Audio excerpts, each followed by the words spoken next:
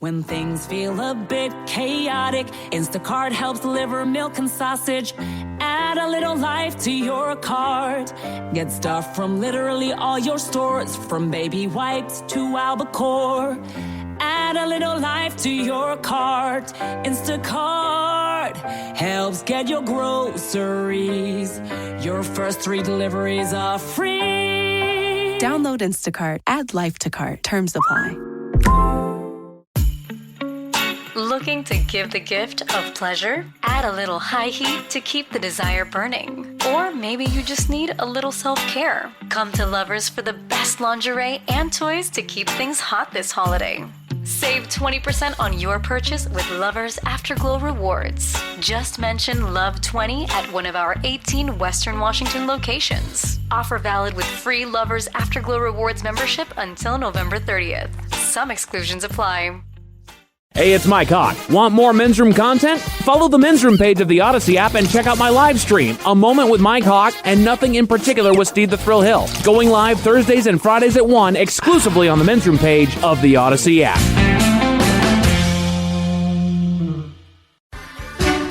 Unfortunately, what you're about to hear is real. The members of this radio program are simply not that bright, or what some people would call educated.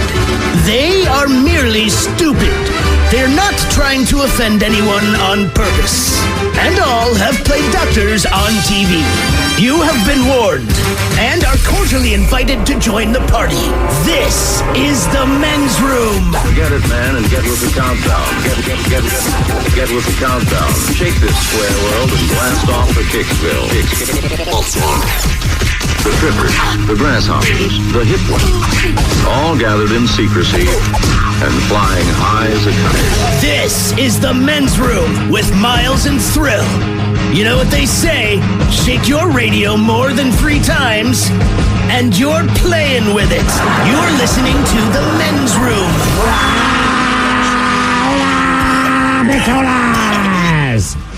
And away we go. Welcome to Season 18, episode number 3,984. Along with Steve the Thrill Hill, the Ted Smith, and Mike Hawk.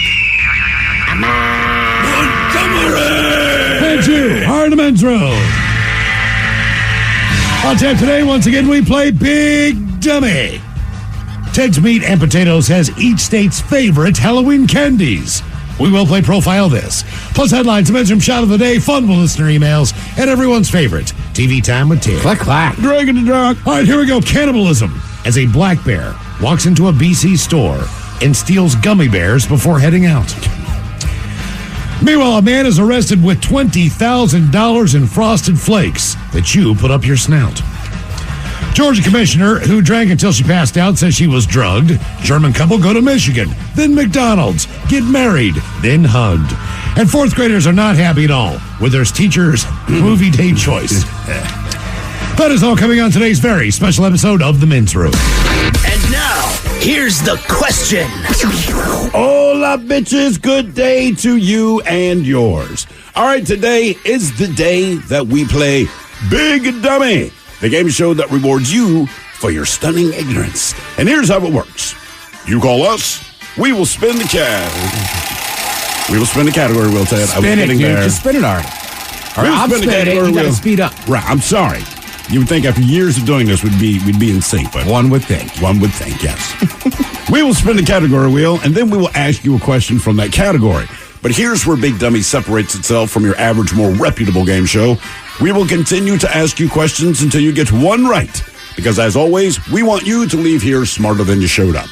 Now, so far this year, our biggest dummy has been the lovely and talented Kyle, who thought that orange pith was a sign of dehydration and found a way to answer 14 consecutive questions wrong.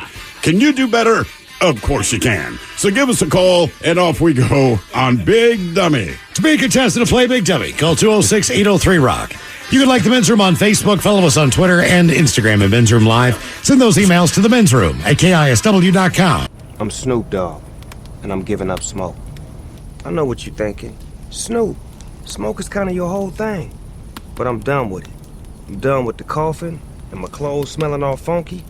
I'm going smokeless. Solo Stove Fix 5. They took out the smoke.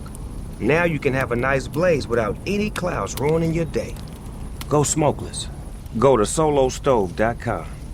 Tell them Big Snoop Dogg sent you. Have you or a loved one been injured in an accident? Are you struggling to recover fair compensation? Look no further. At Phillips Law Firm, the experienced personal injury attorneys will fight for your rights and get you the justice and compensation you deserve. They handle a wide range of cases, including car accidents, slip and falls, medical malpractice, and workplace injuries. Justice is a phone call away, so don't wait. Call today for a free case review. Call 1-800-JUSTICE or visit justiceforyou.com.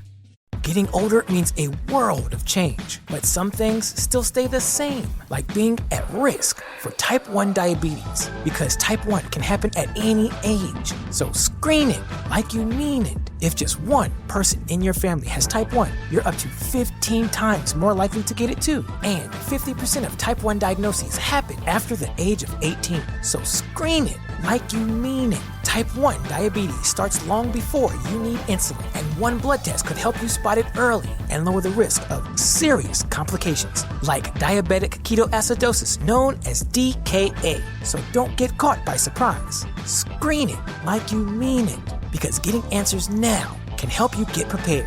The more you know, the more you can do.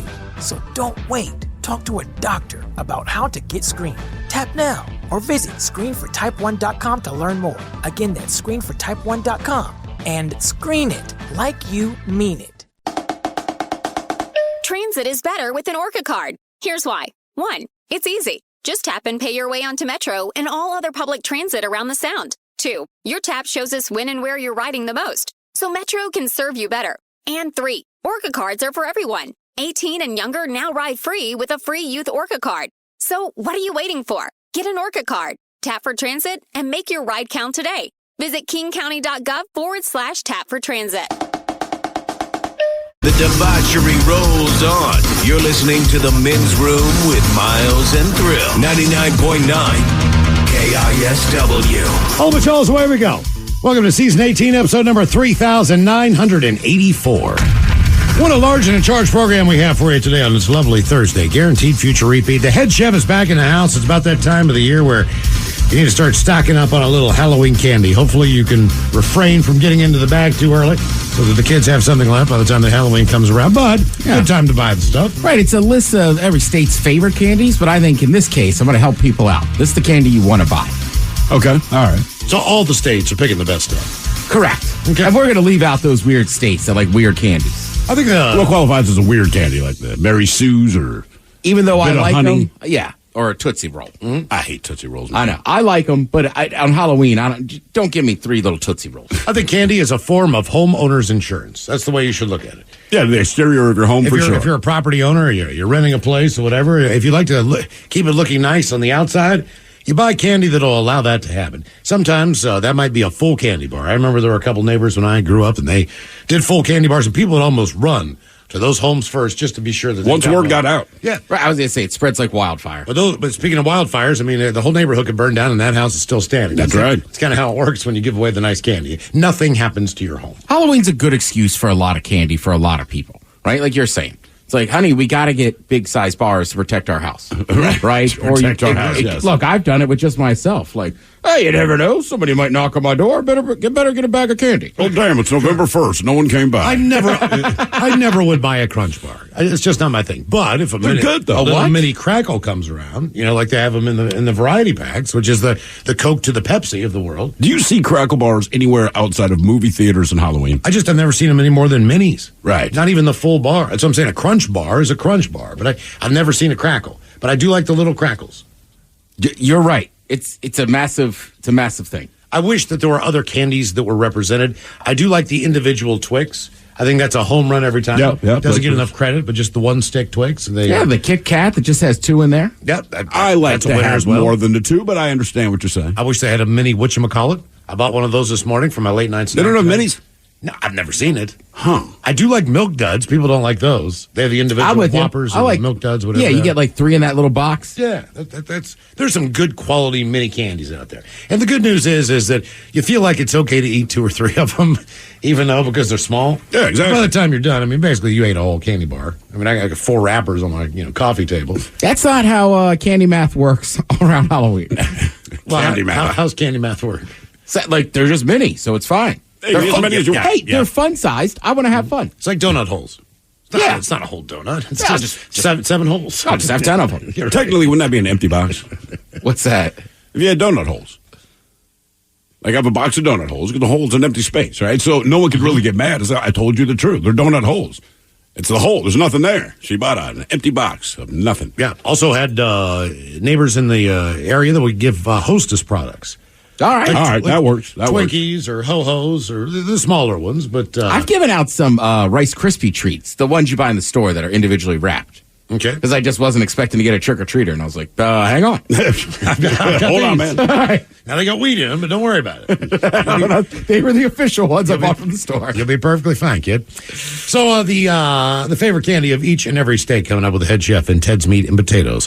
What else do we have for you today? As we do every Monday through Friday, lucky you get more Men's Room exclusively on the Odyssey app. If you don't have the Odyssey app, download it now. It's absolutely free. Search for the Men's Room, and you'll find all things Men's Room on there, including the Men's Room Happy Hour channel. That's where we'll go live at 6. Right now, they just replay some of our old shows 24 hours a day on that channel. So anytime you just want to tune into the Men's Room Happy Hour channel, you're going to get 24 hours of Men's Room. Then we break in at 6 for the Men's Room Happy Hour.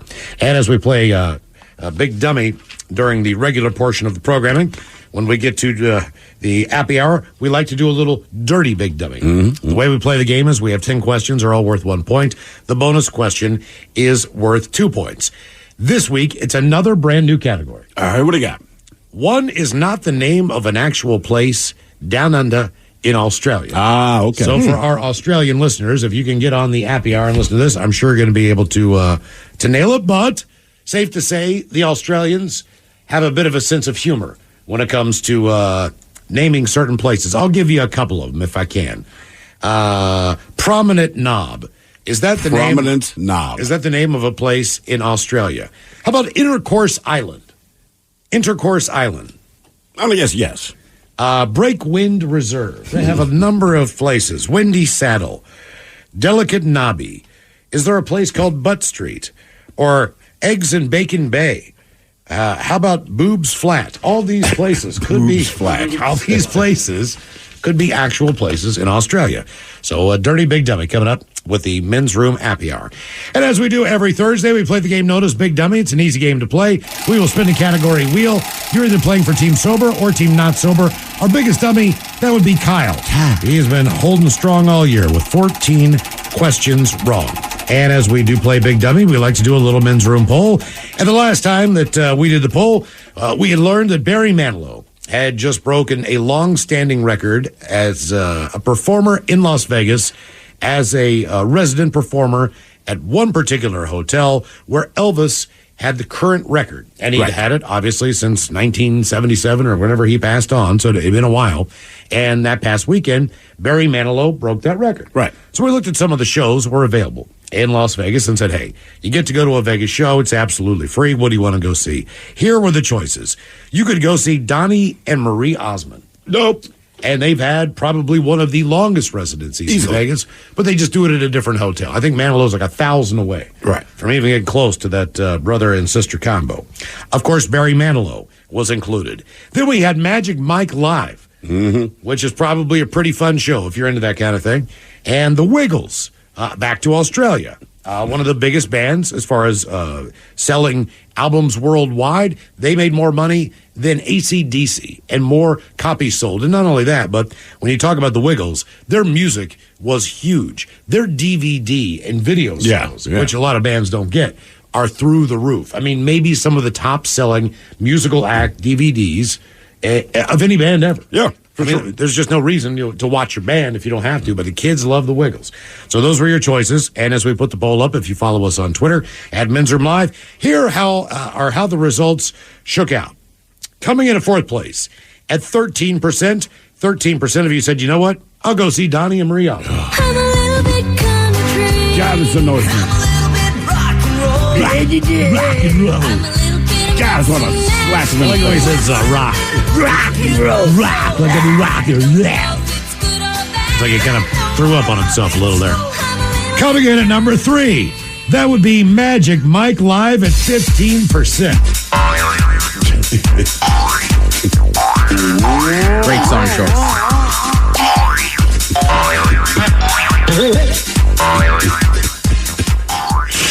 I'm sure it's just like that. Here you go. Just like that. Just like that. Yeah, 15% if you said Magic Mike Live. Coming in at number 2, at 22% of the vote, that would be the Wiggles. Salad. Yummy, yummy. They got second most salad. 22% said Wiggles. My God. And typically you don't take your kids to Vegas. Not saying that they're not family-friendly things to do there. Do you want to take your kids to Vegas? They don't have a lot of family. They do have some children's shows, but obviously it's not the predominant thing that you're doing. I mean, their numbers speak for themselves, man. It makes sense. If you look at their sales, yeah, of course they're number 2. They do well. They do well. If they did a residency, I'm sure more families would go to Vegas to take the kids. But again, the Wiggles residency. The Wiggles are kind of out of the kid zone right now. If you are 18 to 20 years old, Wiggles might be a little bit more prominent to you. Sure, but I can't imagine anyone spending money at 18 to 20 years old to hear this. Okay. Like, you probably have a soft spot for the Wiggles. Like, cool, but I don't think you'd want to sit through But this. if they actually taped a real version of Sesame Street where you got to sit in the audience and watch the show live, I'd be there in a heartbeat. I consider going for sure. I'd go. The Muppet Show, I'm in. I'm there. I'm going to go every time. Just trying to think of some of the shows that I like growing up. I don't know. I'm not going to see G.I. Joe live. You see G.I. Joe live? No. What if it was in the Sphere? Maybe. Yeah, that's what I'm saying. That'd probably be pretty cool. I don't know. Hey, look, they're not going to do it unless it's top notch. That's one thing about Vegas, man. They don't skimp on anything. As you were saying, Mike, if you didn't check out the opening night, not the best night in the world for the Kraken, but nonetheless, when Vegas raised their championship banner, all the theatrics and all the things that went into that, Vegas does nothing. Right. That's not pretty showy. At number 1, 50%, over half of you said if you're going to go to a Vegas show, you're going to Manilow. Yeah. I would go. I'd see Manilow. I'd go see Manilow. Why not? Why not? I mean, it's a list of shows. Half of them are going to be sold out. Tickets are going to be $400, $500. There's Manilow for like $75. I'm like, all right. Yeah, why not? You know, I'll go there and see that. So Barry Manilow wins. Half of you said that would be your Vegas show. Copacabana. That's a real place, right? Yeah, it's a beach in Brazil. Okay, all right. I thought it was. All right, so this week on the Men's Room Poll, we're going to get into the sports world as the Kraken have officially begun their season. Mariners, unfortunately, they are done with their season. Seahawks still fighting along. So we're offering today free tickets for life. All right. Free tickets for life. So your first choice is going to be your Seattle Seahawks. You can go to every single game here at home for the rest of your life. That's the way we're doing the free tickets. Coming in at the second choice, that would be your Seattle Mariners.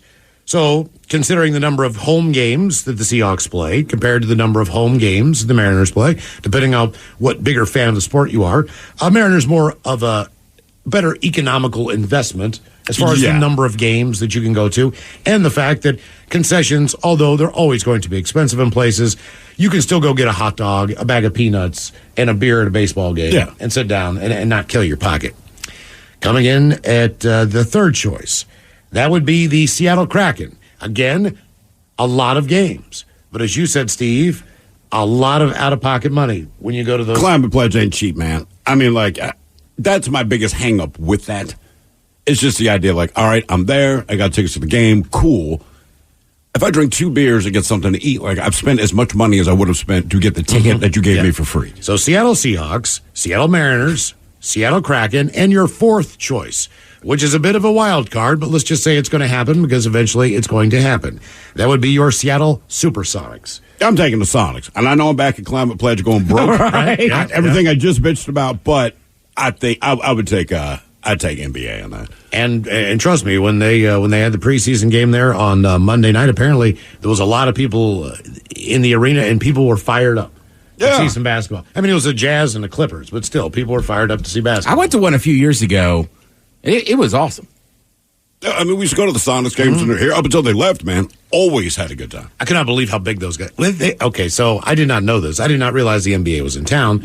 Outside and walking down to a little convenience store a block away, and 2 big SUVs pulled up out in front of the hotel across the street from where we work.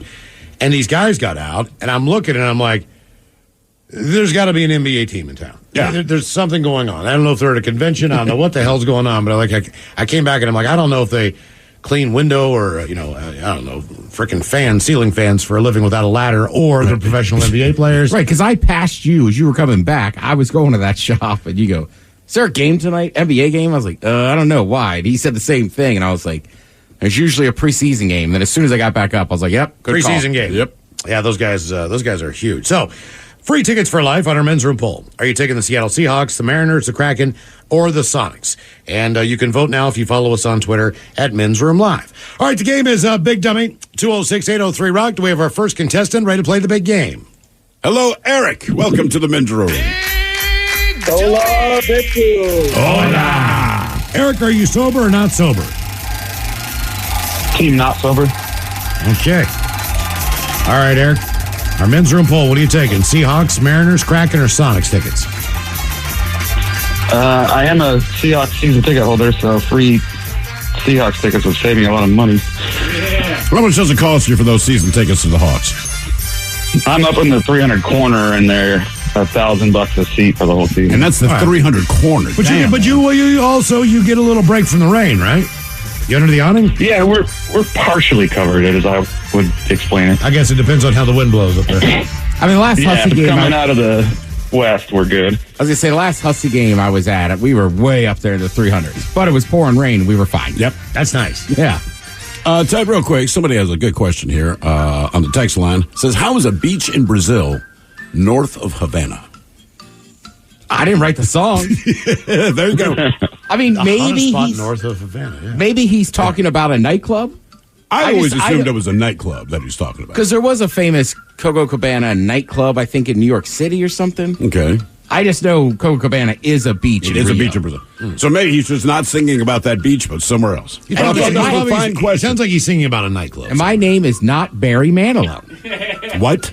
Yep. Worked with you all these years. You're just telling me that now. I know. Son of. Well, we have kind of the same build and hair. Yes, you guys look so much alike. Taste and... I get confused for Danny DeVito all the time. All right, Eric. Eric, next festival I see you at, I'm coming as Barry Manilow. Not Danny DeVito. Fair call. All right, here's your question, multiple choice. In 2012, Big Ben over in London there was renamed what? The George Tower, the Windsor Tower, the Elizabeth Tower, or the London Tower? The London Tower? George? The Elizabeth Tower. Oh, the Elizabeth. No one done question for me. We have to call it the Lizzie Tower. All right, your question. What is the second largest planet in the solar system? That would be Uranus. Jupiter? Jupiter's the biggest. What did you say? The what? The second largest planet in the solar system. Saturn. Saturn, that's Saturn, right. yeah. It's bigger than Neptune. I'll be damned. It is. I want to say it's what Jupiter, Saturn is. Uranus bigger? I know. Uranus is bigger than Neptune. I take that as a compliment. All right, your question. The character Joe Cabot. He was a mob boss in what Quentin Tarantino movie? Quentin Tarantino. Mm-hmm. Think about it. A mob boss. Yeah. What was her name again? Joe Cabot. Cabot. I know Ving Rhames was Marcellus Wallace. Correct. Not that movie. Not that movie. Oh, man. I'm just going to go say Reservoir Dogs. There it is. You got it right, man. Yeah. Very good. Yeah. Very good. More of Big Dummy on the way. If you'd like to be a contestant, 206-803-ROCK. Therapy is known to be extremely helpful. But have you ever tried eavesdropping on someone else's problems? Listen to the new podcast, Say More with Dr. Sheila, starring Amy Poehler as the world-renowned self-proclaimed couples therapist. My mother will come over when she says she will. Knowing that she's always going to be there is really nice for me because I don't have to make my own cereal. Listen to Say More with Dr. Sheila on the free Odyssey app or wherever you get your podcasts. O'Reilly. When you need auto parts, O'ReillyAuto.com is just a click away. We offer convenient options for you to get your parts, tools, accessories, and supplies quickly. Order online and pick up for free at your local O'Reilly Auto Parts store, or you can have your parts delivered right to your door with free shipping on most orders over $35. Visit O'ReillyAuto.com. O'Reilly Auto Parts. Continue. This is the Men's Room with Miles and Thrill. Guns N' Roses Saturday night, Climate Pledge Arena. Yes, indeed. Should be noted that we got we asked a little favor from Ryan Castle. He came in the office and we said, "Hey, man, tomorrow, Friday on the program, we play nothing but Guns N' Roses and Aaron Jones." He's like, "Sure, why not?" Yeah. Like, yes. Made us quite happy. Yeah. Guns N' Roses. Aaron's opening up for Guns N' Roses the Climate Pledge. We figure we'll get you ready for the party. All right. What's wrong? I just can't tell if you're serious or not. Oh, I'm being dead serious. All right, cool. We honestly did ask him. He did say yes. I asked before we just did it. All right. Generally, you like to ask on the air. Well, that's we do that a lot. That sometimes works. Because then they look bad. Oftentimes but yes, not. we actually did have a conversation with him yesterday. Wouldn't it be cool if we could do that? Sure. Go ahead, guys. So we're going to do that for you tomorrow for those of you headed to Climate Pledge on Saturday night. All right, the game is Big Dummy, 206-803-ROCK. We got some quick clarification here from one of our texters regarding Barry Manilow's Copacabana. Okay. Says, "What's up, guys? My uncle has been Barry Manilow's assistant for more than 30 years. Barry's been to our Christmas party at our house in Palm Springs. We're on a first-name basis with Barry. Now, the song Copacabana is a depressing song about a lady who works at the nightclub, and her boyfriend who worked with her got shot by some guys, and then she continues to work there until she gets old. Read the lyrics. It's not happy. Anyway, rock on, bitches. Hey, from man, Hunter. I can't wait to stay at your place down in Palm Springs. Thanks for the invitation. He might mean the Palm Springs of Washington, which I believe is Yakima. Is that right? Ocean Shores. Ocean Shores. Oh, no, it is Yakima. No. It is Yakima, right? It is The Palm Springs of Washington. They do have a sign that actually says that. Yes, they do. And why do they do that? Who are they trying to fool? I think they were trying to get people to go out there back in the day. I mean, people still go. I just don't know they want to go back. It is the desert. It is right. warmer than here. Yes, Sure. so far. There's no palm trees or, It's just like Palm Springs, though. You can't even tell the difference. They do have a good steakhouse. I mean, Palm Springs is known for that. Yakima or Palm Springs? Oh, Yakima does. Yakima Steakhouse, downtown. Fantastic. Well, I would imagine Palm Springs has a few good restaurants. Yeah, you would think. Hello, Isaac. Welcome to the Men's Room. Hello, how y'all doing? Hola. Isaac, are you sober or not sober? Well, I'm sober because I have to pick up my daughter. All right. Otherwise, I would not be sober. Make sure you tell her that. Yeah. Daddy wants to be drunk. One for When you. you drive home, I'm going to be like, it's your fault I'm not drunk right now.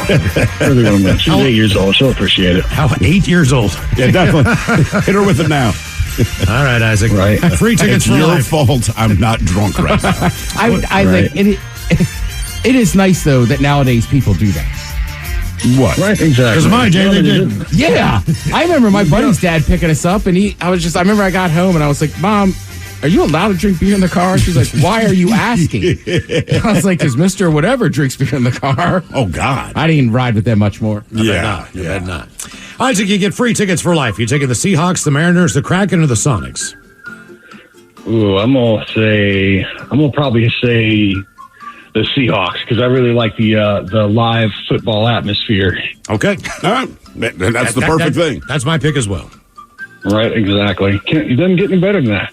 Well, then toward the end of the season, you forget it rains almost every Sunday. Right. And then you're like, oh, Right. God, here we go again. But you get used to it. Y'all mind if I shout out my business real quick before Sure. we get started? Yeah. Hey, I just wanted to shout out Craniac Studios provides 3D printing services to toy makers around the world. Go and check out craniacstudios.com. Well done. Yeah. Well done. Can you make a Darth Vader-like helmet? I sure can. That's the first thing you thought. Yes. All the things 3D, you do. 3D. You want a Darth Vader Look, hat. Halloween. The dude can make a million things. Okay, Mandalorian hat. Can you wear a That helmet? hat. Whatever. Mandalorian hat, like a cowboy hat. Nice hat, Boba Fett. Right. It's a helmet. Look, that's the one. That is a cool one. I'll give you that. I mean, come on. Halloween coming around, you're a kid. Would you ride on your scooter again just to wear your Mandalorian helmet for a helmet? As long as it met the requirements of if I actually got into a wreck. Yeah, that's what I mean. Absolutely. You'd have to. It's too cool. Okay. You got a cool looking website, dude. Thanks, brother. I appreciate that. Yeah. I will take a look at it soon. By the way, sure a lot of people might look at it depending on how big of a dummy I am. Well, and also Christmas is coming up, bro, so this is the time to plug it. By the way, we were talking about Yakima being the Palm Springs of Washington. Someone here says the Palm Springs of Washington. My wife and I went there for one night a couple of years ago and stayed at the Red Line. The car was stolen before we got up in the morning. Palm Springs of Washington. The car was stolen before you got up. Damn. They should put that advertising slogan on there. Wow. All of our crime happens when you're asleep. All right. Here's your question, Isaac. What was the Roman equivalent to the Greek god Poseidon? Oh, my goodness. Poseidon. Pretty sure Poseidon was of the sea, if I'm not correct. Or if I'm not wrong. If I am correct. No, the movie The Poseidon Adventure. Right. Oh, man. What was it? You're right. He was the resident water dude. Aquaman. It wasn't Aquaman. I can't think of it, to be honest with you. You even want me to tell you? You're going to be pissed when you hear it. Because you're going to be like, I know that. I bet I will. I know it. Go ahead. Neptune. Oh, yeah, I wouldn't have gotten that. Oh, all right then. Oops. All right, your question. What is the opposite of matter? What is the opposite of matter? Uh-huh. Don't care. I really don't, but oh wait, I get it. Matter, don't care. Right. I don't know, to be honest. Solid? I don't know. That's a horrible answer. Antimatter. Yeah. Oh yeah. I feel like in your line of work, you should know that. Yeah. So far, I'm surprised you didn't get these. Why would I get those? You just sound like a smart guy. Obviously, I've been misled. That's what happens when you're sober. All right.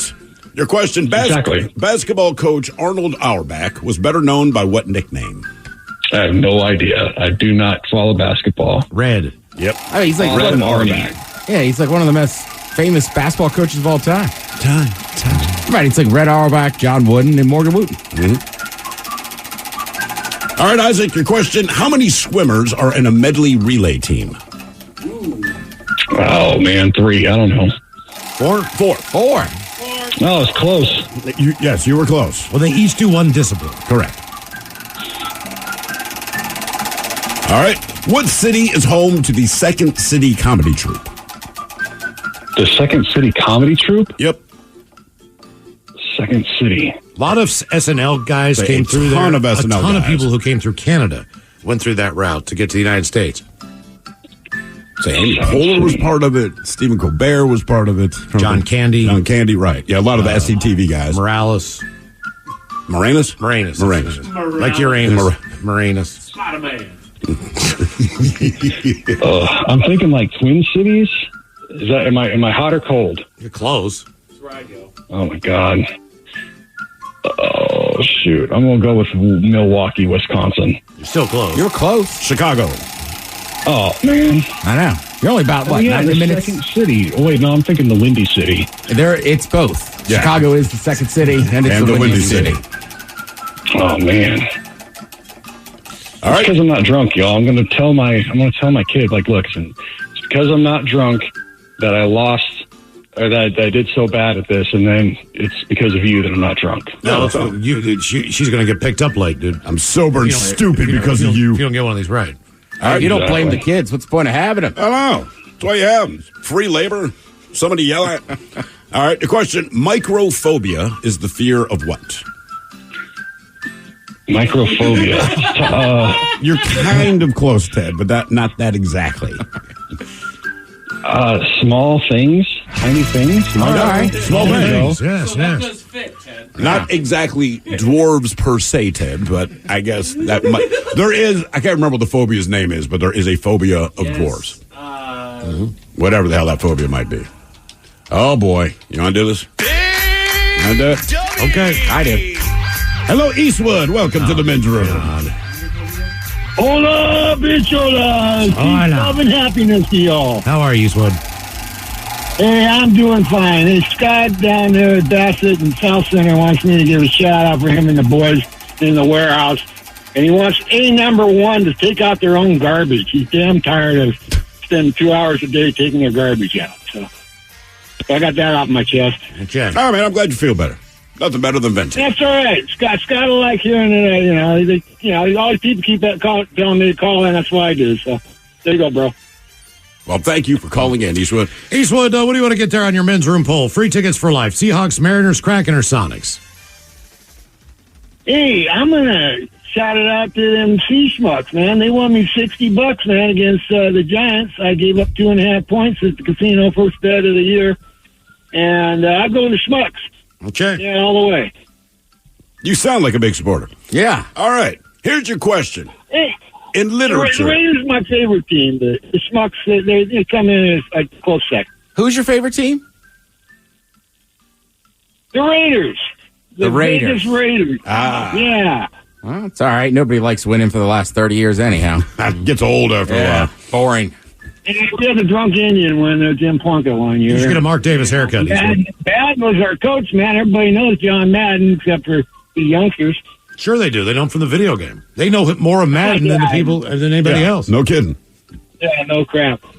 All right, here's your question, Eastwood. In literature, Dr. Abraham Van Helsing hunted what other literary character?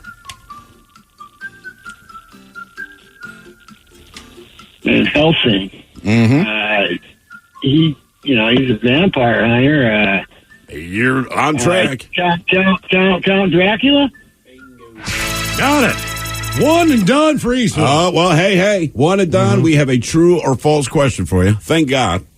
But this week, Ted has put together true and false questions about Hanna-Barbera characters. Yeah, your old Saturday morning cartoons. We thought, hey, boo-boo. Yeah, exactly. You guys didn't ask if I was sober or not. I didn't care. I just come on. We made a guess. Yes. We're right. Yeah, we don't need to. Well, okay.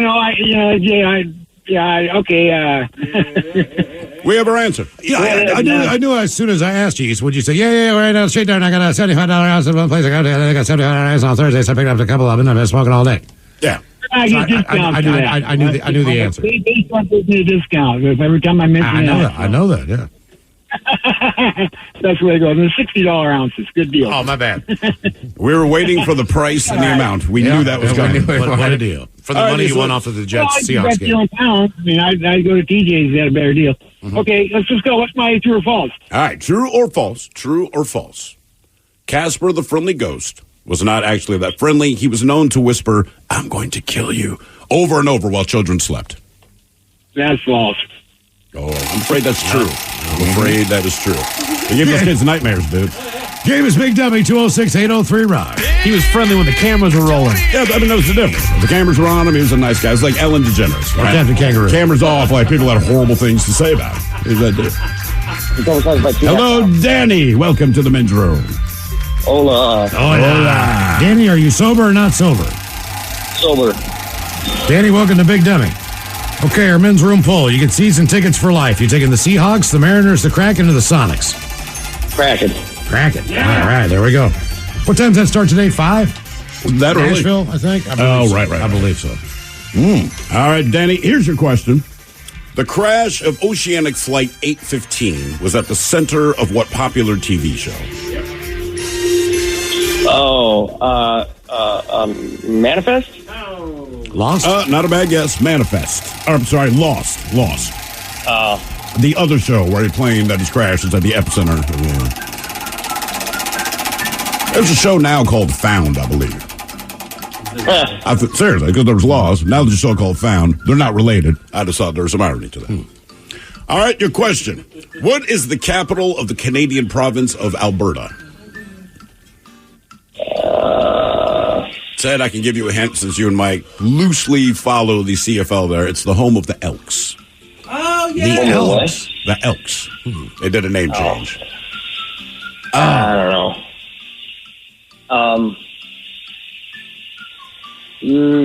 Actually, I don't know. And, name a major city. It's not even Canada. Name a major city in Canada. Vancouver. Calgary? Edmonton. Mm-hmm. Oh, yep, Elks.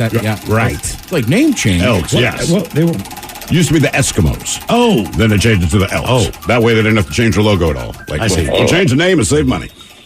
All right, your question. Where in the human body might one have a buildup of cerumen? The liver? Testicles. Joints. Ear. It's earwax. All right. You ever feel like if you really tie one on a Saturday, you wake up Sunday and you have more earwax? Yeah, so it's not just me. All right. Yeah, I thought it was just me. Yeah, last weekend, actually, I kind of I woke up feeling rough, but I'm like, I can tell there's a lot of wax. I like when you go to a dry, arid environment and it just starts rolling out of your head, yeah. All right, your question. What is the longest-running Star Trek series of all time in terms of total episodes? Enterprise. I'll say Next Generation. The Next Generation. Question 5, Dan. And that was pretty easy. Well, Ted came up with a question. I know you know. All right, your question. Al Capone was eventually arrested and convicted on what charge? Tax evasion. There you go. You got it. Game is Big Dummy 206-803 Rock. Hello, Cheyenne. Welcome to the men's room. Hola, gentlemen. Hola. Cheyenne, are you sober or not sober? Definitely sober. All right, Cheyenne. Welcome to Big Dummy. Men's room poll. What season tickets you want for life? Seahawks, Mariners, Kraken, or Sonics? Well, given that I was a diehard Sonics fan, I got to go with that. All right, take there you go. See you there. You can buy the beer. All right. If they do make that announcement, Ted, knowing how that stuff works, is it always 2 years out? Generally, I just watched something today. So the NBA, I think, is redoing their TV rights deal. That's correct. So they got to redo that, and then they will make the announcement. I mean, Vegas obviously is going to get one. Basically, they said Vegas and Seattle. They can't say it officially, but those are basically the only two cities they bring up, and they want to expand by 2 teams. So kind of do the math. All right, here's your question. What was the first disposable item made by Bic? Disposable item made by Bic. Yeah, that big Bic Energy. I really don't know. I'm going to guess toothpick. Pen? The ink pen. Yeah. Oh, it was the pen. It's either going to be the pen or the lighter. I mean, it's going to be hand razor. Yeah. Oh, that's right. Oh, you were doing a lighter? Oh, yeah. I thought you were clicking a pen. No, that's why I was surprised, because I saw Mike doing the lighter. Well, you can't click a Bic. Well, now you can. But I mean, you can the now. original with a clear... No. Right. I'll tell you what, man. Still the best, in my opinion. Best lighters, best pens. I agree. Yeah. Cricket lighters suck. They do. They really do. They need to redesign their thing. A little aggressive. Dude, I'm suck. telling you, they suck. They can take Cricket the hair off the lighters top. suck. If you ever get someone bar here, and they give it to you, and they realize the flame shoots out about 9 inches. Yeah. And also It's like a flamethrower. Are those the clear ones? Yeah. Usually they're clear. they're more rectangular. But they just suck. They really do. Sorry, Well, Cricket. the other thing, too, is like the cheap little clear ones. Mm-hmm. Like, people adjust them. So generally, if somebody's got that giant torch, it's like, you smoke meth or crack. Right. Both. Yeah. All right, your question. How'd you know? Flea / Sting or Bono? Which musician's real name is Michael Balzari? Well, I'm a diehard Chili Peppers fan, so it's Fleet. Nice job, Yes, Shia. indeed. Nice job. More Big Dummy coming up, 206-803 Rock. Experience what your customer experiences with user testing. Whether you're launching a new product, prototype, or marketing campaign, you'll get real-time video feedback straight from the source. The User Testing Human Insight platform lets you understand it all from your customer's perspective. You can target your exact audience, ask questions, and get a window into their world. The result? You feel what your customer feels so you can build the best experience imaginable. For a free trial, visit usertesting.com/audio. On Instacart, I can shop a huge selection of pet supplies, from that one brush that scratches him just right, to that extra comfy bed he can't wait to flop down in. And I get everything delivered right to my door in as fast as 1 hour. Okay, settle down. I know it's here. Yes, very exciting. Visit instacart.com or download the app to get a free delivery on your first 3 orders. Offer valid for a limited time. Minimum order $10. Additional terms apply. Instacart. Add life to cart. Looking to give the gift of pleasure? Add a little high heat to keep the desire burning. Or maybe you just need a little self-care. Come to Lovers for the best lingerie and toys to keep things hot this holiday. Save 20% on your purchase with Lovers Afterglow Rewards. Just mention Love20 at one of our 18 Western Washington locations. Offer valid with free Lovers Afterglow Rewards membership until November 30th. Some exclusions apply. What's up? It's your boy, the Ted Smith from the Men's Room. And did you know I have a podcast? Well, I do. The Podcast. New episodes uploaded every Wednesday on the Odyssey app. 99.9 KISW. We return to the Men's Room with Miles and Thrill. Game is Big Dummy. 206-803-ROCK. Steve, who is our next contestant? Ready to play the big game. Hello, Sarah. Welcome to the Men's Room. Hola. Sarah, are you on team sober or team not sober? Team not sober. Okay, do you have a cold, Sarah? A little bit. That sounds like it. I was hoping you said no so the Miles could feel awkward. Sarah, are you a or a H, Sarah? I'm Kara. Kara, like a Care Bear. Oh, Kara. I forgive you, Mike. I forgive you, Mike. Kara. Gotcha, Kara. Don't forgive him. That is unforgivable. All right, Kara, you're going to get free tickets for life. You're taking the Seahawks, the Mariners, the Kraken, and the Sonics. Seahawks all the way. Okay. All right, Seahawk Kara, here is your question. Inu, I-N-U. Inu is the Japanese word for what animal?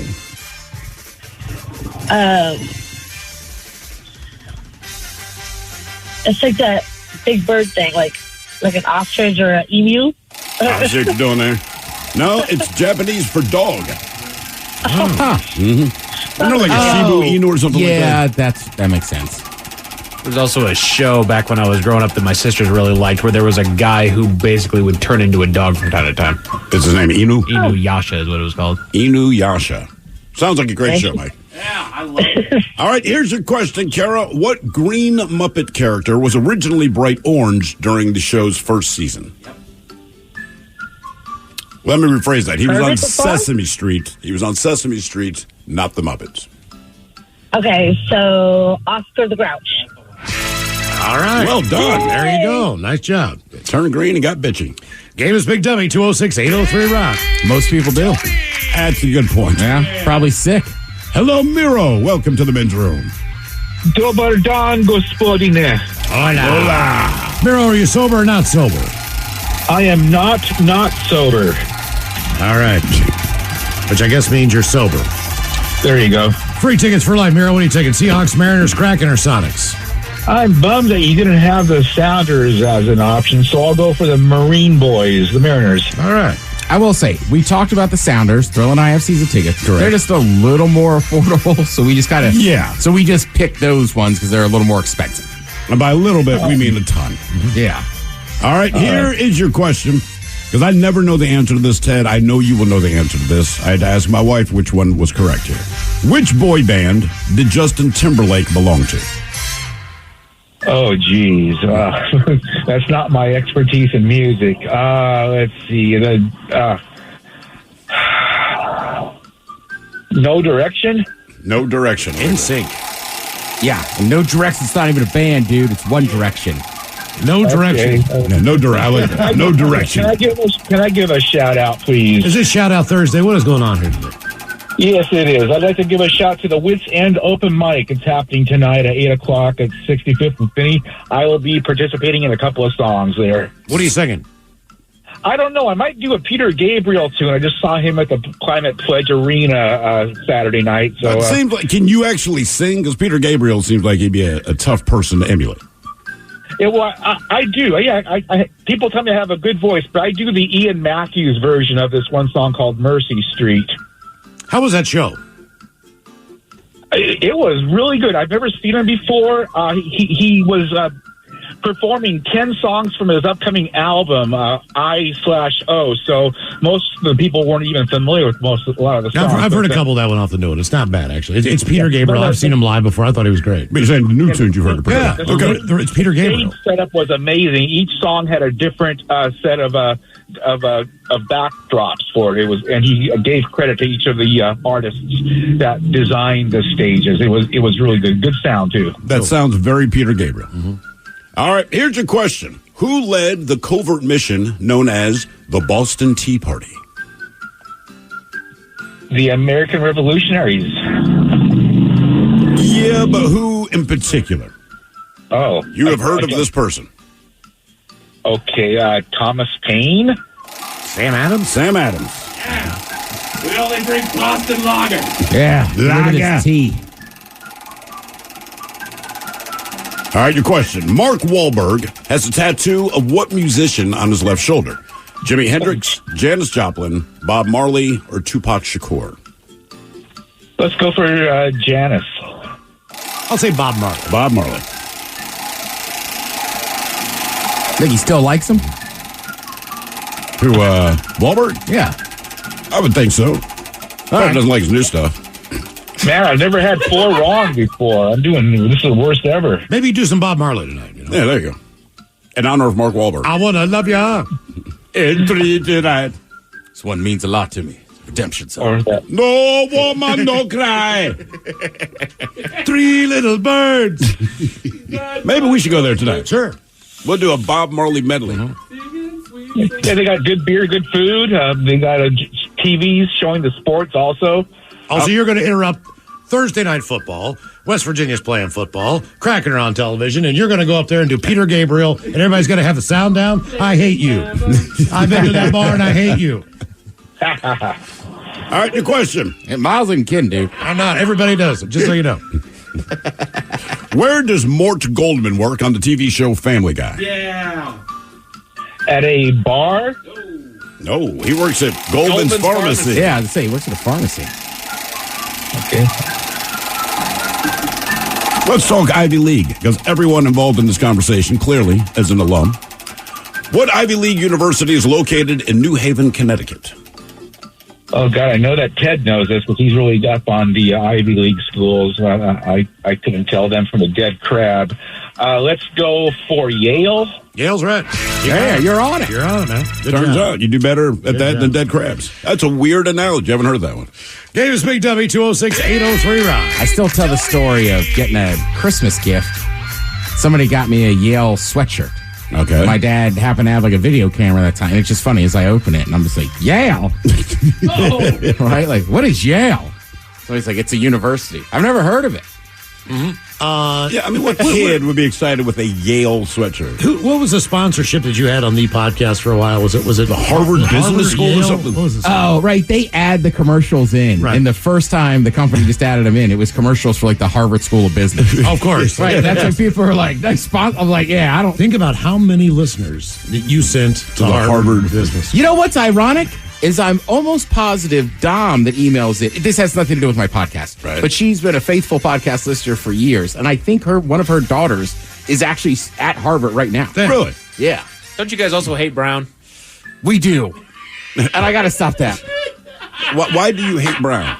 We just, when the Harvard thing started, we were like, yeah, Harvard's obviously sponsoring us. We're not one of those crappy Ivy League schools like Brown. Mm-hmm. So then it just became like a thing. And then it's like, well, Brown's a really good school. Hell, I wrestled with the wrestling coach there. He's a DeMatha guy. And you throwing his university under the bus. So we kept throwing him under the bus. And then one day I'm in an Uber, and the Uber driver's like, this is my side job. I was like, what's your other job? Blah, blah, blah. And we started talking about the East Coast, and he's like, I went to Brown. And I had to like hold the laughter back. Like, that's a great university. I've been making fun of that for days. And I didn't even go to college. I have 0 college credits, and I'm making fun of Brown.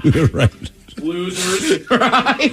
These kids are going nowhere. Oh, you went cheap. Hello, Pam. Welcome to the men's room. Hola, bichola. Hola. Pam, are you sober or not sober today? Porcupine Pam is sober today. All right, Pam. Sounds like you're having a good time. Did you say parking lot, Pam? No, That's funny, though. Porcupine. You guys called me Porcupine. Oh, Porcupine. I'm sorry. I thought you said parking lot Pam. Like, what do you do for a living? Works on Aurora. Yeah. In fact, I'm standing on a street corner right now, so that's kind of funny. But anyway. And you're a parking lot Pam for this call, yes. Pam, what free tickets are you taking for life? Seahawks, Mariners, Kraken, or Sonics? Seahawks, I guess. All right, Seahawks. I've never been to a game. So. Never been to a game? No, I did go to a Sonic game, though. All right. When I was 16, so, which was cool. All right, parking lot Pam, you need to get your ass to a Hawks game. Yes, I do. It sounds like you have a skill set to earn a ticket. Yeah. And parking lot Pam, you understand what I'm saying? Come to the tailgate to the parking lot. You'll find me. All right, Pam, here is your question. What sport was featured in the 1985 cinematic masterpiece Vision Quest? Starring Matthew Modine, Madonna, and Daphne Zuniga. Swimming? Wrestling. You actually remember that? Yeah. Yeah, we ran across the Spokane Bridge. Wait a minute, are you in Spokane, right? Oh, no, Spokane Bridge. All right. No. All right. No, Jesus. I lived in Spokane, though, and I remember that. Yeah, lovely time. That's where you got the name. Yeah, parking lot Pam, yeah. All right, here's your question. What river separates Minneapolis from St. Paul? The only thing I can think of is the Chattahoochee, and I know that can't be right. Did you say the Chattahoochee? Yeah, I'm in Georgia, the I mean, dang. Chattahoochee. Is it the Mississippi? It's the Mississippi River, yeah. Yeah. Oh, The okay. Chattahoochee. Well, that point is he's down there on Chattahoochee. I mean, he's living his life, but it's hot and warm. Right. Oh, yeah. Just like Minneapolis and St. Paul. Yeah. All right, And Pam. the Mississippi River flowed backwards when they had a hurricane. Say what True now? story. The Mississippi River flowed backwards because of a hurricane. Oh, Katrina, sort of, yes. Yeah. When the surge came in, sure. If that's what you mean. All right, your question. In 1947, U.S. phone companies began using what? I can only think of my grandpa because he started working for a phone company. Started using. I don't. What year? 1947. I don't know. I really don't know. It can't be anything. Is it a busy signal? Phone numbers? Area codes. Oh, area. 1947. By the way, somebody corrected me. Madonna was not in the movie Vision Quest, but she did sing a song, but she was not in the movie. I remember that Dio sang a song for Vision Quest. Kind of like the Bond theme. There you go. Does she sing a Bond theme? No. Thank God. God, no. Yeah. All right, here's your question. The song would be like, I had sex with James Bond. I gave James Bond crabs. Where would you find Belgian lace? Belgian lace. Yeah, muff. Waffle City. I don't know. In your beer glass. Believe it or not, it's the foam on the side of your beer glass. The lays, if you will. Of Yeah, the legs of beer. Belgian lace. Oh, okay. On the floor, yes. Under the front seat of my car. All right. Your question. A paddle refers to a group of what bird? A paddle. Yeah, Paddle refers to a group of what birds? Pelicans. Pelicans, you said. I'll say ducks. Ducks. Oh. Question 6, Pam. Question number 6 for Parking Lot Pam. What does Volkswagen translate to in English?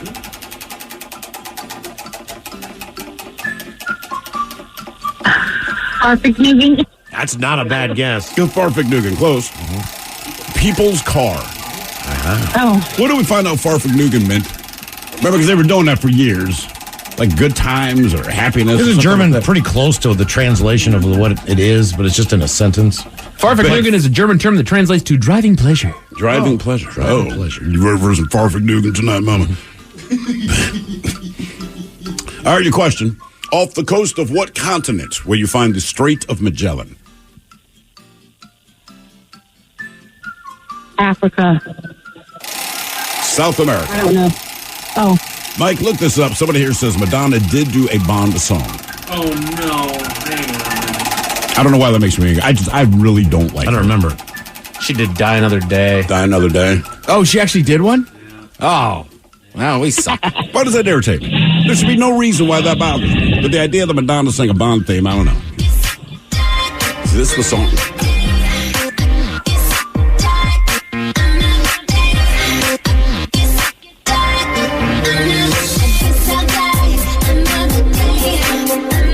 I don't remember the song at all. I don't either. Thank God. Huh? That couldn't have been the official theme. No, it's not. That can't be. Well, now somebody's Madonna was in fact in Vision Quest. She was singing that lonely song, and she was singing in a bar. I guess. I don't know. Crazy for you, not lonely for you. Crazy for you. Crazy for you. Okay. Yes. All right. What do you got, Ted? It says "Die Another Day" theme song by Madonna. That really pisses me off, and I with you. don't know why. It doesn't matter, but somehow I'm like, no, that is not okay. And that's a bad song. It's a terrible song. And they followed that up with Chris Cornell's. That's probably what they say. Chris, Right. come on, man. Get us out of this. Help us, man. Save us, dude. You're our only hope. All right. Parking lot Pam, your question. Millard Fillmore was the last U.S. president elected from what political party? Independent. The Whigs. The Whigs. Or is it spelled the Whigs? Mrs. O'Wiggins. I mean, independent would mean no party. No, yeah, party free. All right, Pam, your question. Who was Prince's backing band in Purple Rain? I have no idea. You mean the Prince movie? Yeah, it could be the movie and the follow-up album that came out with it. It was Prince and the... I don't know. Purple People Eaters. Yes, Prince and the Purple People. No way. It was Prince and the Revolution. That's right. Game. Revolution. Yes. All right, your question. What is the sixth planet from the sun? It's come up earlier today. Uranus. Hearing you say that makes me happy, but Saturn. Saturn. Question number 10. That's right. That's right. That's right. Saturn, also the second biggest. And the second biggest. Yes. All right, your question. You have to keep your radio down so I couldn't hear. I only heard the. Mariah Carey, Gloria Estefan, Enya, or Madonna, who is Cameron's first choice to compose music for the movie Titanic? Mariah Carey, Gloria Estefan, Enya, or Madonna? I'm going to say Madonna. Enya. I don't even know who that James is. Cameron Sorry. wanted Enya. They the ones that did that Sail Away song? Well, Enya? I Pretty think sure, so. Yeah, I believe you're right. I think that was their big hit. Pam, you're on question 11. Question 11. Hasn't she never done a live performance or something? Never gone on tour or something like that? Like she sold like 40 million records or something, but has never been on something like that. Yeah, real quick, somebody on Twitter obviously doesn't know what's going on with Climate Pledge Arena, which used to be Key Arena. Correct. David, I like you, but he says, I think I can get a cheaper beer at Key Arena, so the Sonics. It's like, no. Bro. We're not going back in time. Yeah. I see. He thinks we're saying if the Sonics move here. Here, yeah. Correct. Move here now, yeah. All right, your question. Ham is taken from what part of the pig? The butt. And there's a reason there's a bone in it. Is there a bone in your butt, Pam? Would you like one? Oh. Sorry. No. You don't remember this, but my last name was Bacon, so I don't like to talk about it. All right. It's the thigh. Mm-hmm. All right, how many different railroads can be bought in a game of Monopoly? 4. You got it. Oh, my God, Pam. I thought you were lot going to go to Pam. Big Dummy Land. Okay. She was headed that way, man. Man, we were close on that one. She bought like a first-class ticket. Like, I'd like to go to Big Dummy Land. More of Big Dummy on the way if you'd like to be a contestant. 206-803-ROCK. I'm Snoop Dogg, and I'm giving up smoke. I know what you're thinking. Snoop, smoke is kind of your whole thing. But I'm done with it. I'm done with the coughing and my clothes smelling all funky. I'm going smokeless. Solo Stove Fix 5. They took out the smoke. Now you can have a nice blaze without any clouds ruining your day. Go smokeless. Go to solostove.com. Tell them Big Snoop Dogg sent you. Have you been in an accident that wasn't your fault? Feeling overwhelmed and unsure what to do next? Look no further. The personal injury attorneys at Phillips Law Firm are here to help. Phillips Law Firm understands that accidents can turn your life upside down. That's why they're dedicated to fighting for the compensation you deserve and to making the process as stress-free as possible. Don't wait any longer. Call now, 1-800-JUSTICE, or visit justiceforyou.com. Getting older means a world of change, but some things still stay the same, like being at risk for type 1 diabetes, because type 1 can happen at any age. So screen it like you mean it. If just one person in your family has type 1, you're up to 15 times more likely to get it too. And 50% of type 1 diagnoses happen after the age of 18. So screen it like you mean it. Type 1 diabetes starts long before you need insulin, and one blood test could help you spot it early and lower the risk of serious complications like diabetic ketoacidosis, known as DKA. So don't get caught by surprise. Screen it like you mean it, because getting answers now can help you get prepared. The more you know, the more you can do. So don't wait. Talk to a doctor about how to get screened. Tap now or visit screenfortype1.com to learn more. Again, that's screenfortype1.com, and screen it like you mean it. Transit is better with an Orca card. Here's why. 1. It's easy. Just tap and pay your way onto Metro and all other public transit around the Sound. 2. Your tap shows us when and where you're riding the most, so Metro can serve you better. And 3. Orca cards are for everyone. 18 and younger now ride free with a free youth Orca card. So what are you waiting for? Get an Orca card, tap for transit, and make your ride count today. Visit kingcounty.gov/tap for transit. 99.9 KISW. The Men's Room returns with Miles and Thrill. Head chef all the way, Ted's Meat and Potatoes has each state's favorite Halloween candies. In the meantime, the game is Big Dummy, 206-803-ROCK. Mike, based on what we we're just talking about, we should do one for Sweet Child of Mine. About cannibalism. Yes. Hello, Jess. Welcome to the Men's Room. Hola. Hola. Jess, are you on Team Sober, Team Not Sober? I'm going to go Team Not Sober. All right, we're happy for you, Jess. What are you doing? Get a day off? Yeah, I got off a little early, and I'm making some banana bread. Oh, it's delicious. Banana bread. Love banana bread. You put walnuts in your banana bread? I'm going to do hazelnuts. First time trying it, so hopefully it comes out okay. Jess, do you do pumpkin bread?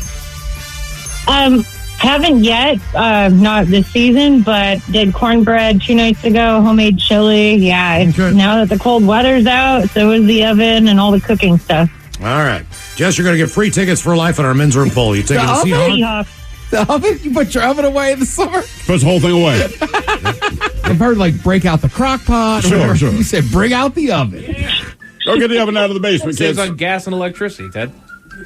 Hey, your boyfriend must be strong. Real Get strong. it out of the basement. All right. The attic, man.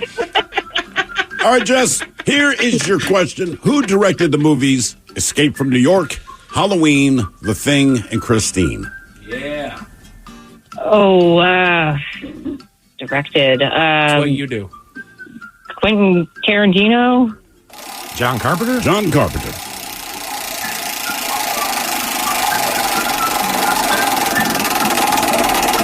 All right, Jess.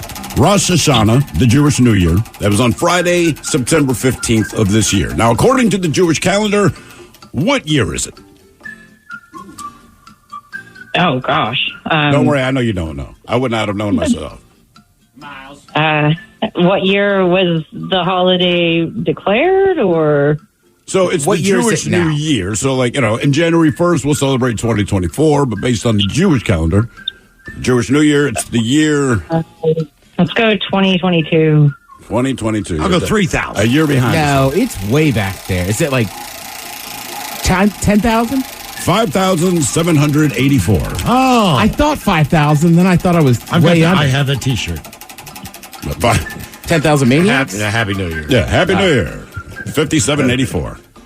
All right, your question. Which Smurf has a heart tattooed on each arm? Loving Smurf. You'd say Loving Smurf? Papa? Papa Smurf with the tattoos. That would be Hefty Smurf. Ooh, hefty. He was in the Navy. Is that his deal? Is that what it was? I don't know. I love that deal. Papa Smurf with the tattoo. Full back piece. Got his mom on one and Smurfette on the other. He had to get it touched up. She was the only girl in town. Your question: what process is utilized to make cow's milk safe for human consumption? Pasteurizing. There you go, Jess. Nice word. Nice word. Game is Big Dummy, 206-803-ROCK. It's a grown-ass man, Ted. Hello, Marshall. Welcome to the men's room. Hey, how you fellas doing? Hola. Marshall, are you sober or not sober? I got a day off. I'm not sober today. Drinking Good for you. Crown. Drinking the Crown again? Plain. It's not mixed. Plain, Mike. Yeah. Straight. Marshall, I know you're a grown-ass man, but have you tried the Crown apple? I had that for the first time. Yeah, I didn't like it. It's too sweet. The Crown and the other mixture crowns is too sweet. I don't like it. Okay. You did like it? I was drinking on the golf course. It was just fine. It was kind of like a little fireball minute. Were you doing shots of it? Yeah. All right. I think Crown Apple. I'm with both of you. Crown Apple's good, but you're not going to sit around and just sip on it. Like No, he is. you can't. But you know we don't sip things. You know, VD was even saying that yesterday. It's like, man, I try to bring you guys in some like nice whiskey. VD is a massive whiskey guy, right? It's like I bring in this nice crap, and you guys just shoot it. Like you don't sip it. I said, but you know this about us. You know this. Don't get upset about it. I screwed one up Sunday. What? Somebody had a real nice digestif. Okay. Digestif, yeah. Digestif, and I was like, I'll take some. And it was just a little small pour. So I just sipped it down, and so it was like, you're supposed to, I just shot it down, and they're like, you're supposed to sip it. I'm like, all Really? right. It was like half a shot. I'm not sipping that. No. Yeah. What, I got to fly my pinky out? Yeah. Stop being classy. All right, Marshall, here is your question. Up until recently, Captain Crunch was not actually a captain. His original 3 stripes denoted that he held what rank? Commander? Jesus Christ. I mean, On and done. Unbelievable. On and done. Well, wait. Hang on. Ted has put a lot of work into this. The true or false Hanna-Barbera characters we're going over today. True or false, all of the Powerpuff Girls had chlamydia. Since that little girl, I'm not going to go that route. I'm going to say false because that's disgusting. You're correct. Only 2 of them did. Not all of them. That Only is 2. Yes. disgusting. Game is Big Dummy, 206-803-ROCK. I got a little carried away with that one. Hello, Jeff. Welcome to the men's room. Hey, buddies. Hola. Jeff, are you sober or not sober? I am sober. All right, Jeff, welcome to Big Dummy. Thank you. All right, Glad to be here. Our men's room poll, free tickets for life. You taking the Seahawks, the Mariners, the Kraken, or the Sonics? I'm going Mariners. All right, Mariners. Sure. Yeah. You get more games. Yes. A bigger bang for your buck. All right, Jeff, here is your question. Corsica is a part of what European country? It's between France or Greece, I want to say. Let's go Greece. Ah, France. All right. All right. Let's go back to your childhood here. And the song, Here Comes Peter Cottontail, which I completely misunderstood. And the song, Here Comes Peter Cottontail, what did Peter have for Tommy's sister Sue? Oh, my gosh. I don't know. A bunch of carrots. Here comes Peter Cottontail. Up and down the money. That's the only verse I know. I didn't even, yeah. Colored eggs, guys. Oh. Tommy's little sister Sue got colored eggs from Peter Cottontail. That sucks.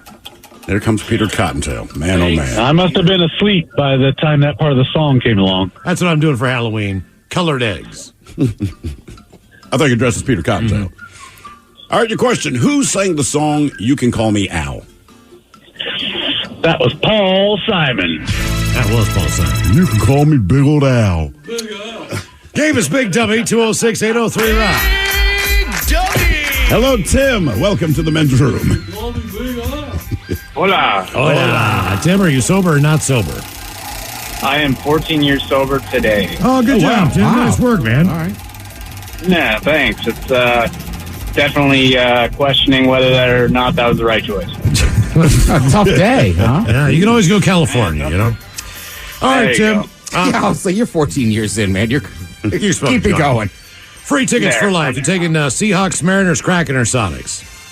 Your Seattle Supersonics. All right. Oh, whoops. Yeah, come on, sober guy. You can't be cursing. Again, bedroom colors. Here are the 7 words you can't say on the radio. Wow. Just flat out. Sucker, mother, and please keep those words in mind when calling. Now back to the program. All right, Tim, now that we got the cussing out of the way, question number 1. Jello Biafra was the lead singer of what punk band? The Misfits. That would be Glenn Danzig was the lead singer of the Misfits. Jello Biafra, lead singer of, come on, Miles. Come on. Come on. Massive Attack. Dead Kennedys. Dead Kennedys. Yes. And you like punk. Yeah, right? Yeah. They were not my favorite band back in the day. You don't say. I had all 3 of their records. All 3. All right, here's your question. What is the only state where it is not illegal to drink and drive? Is it Arkansas, Florida, Mississippi, or Alaska? Oh, wow. Didn't know that existed. Let's go MISSISSIPPI.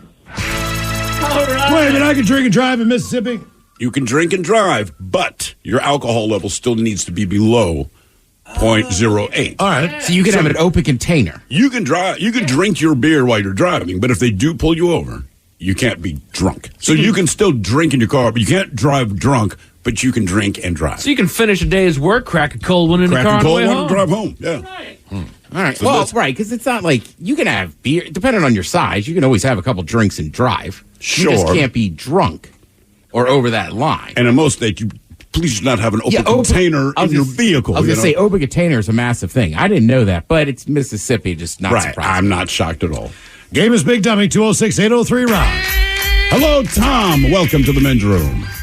Hola. Hola. Tom, are you on team sober or team not sober? I'm team sober. Tom, welcome to Big Dummy. On our men's room poll, what free tickets you taking for life? Seahawks, Mariners, Kraken, or Sonics? Mariners. Mariners. All right. I keep forgetting it's for life. It is for life, man. I might change my opinion. What did you start with? I started with Kraken, just because hockey's so expensive, and it's like, it seems like a quicker in and out. Yeah. Where it's like, I love the Seahawks, but that takes all day. But I'm like, if I had them for life, I could pass them out, too. Yeah, that's true. That's true. Solid. All right, here's your question. What is the only state that you can type with one row of keys on a keyboard?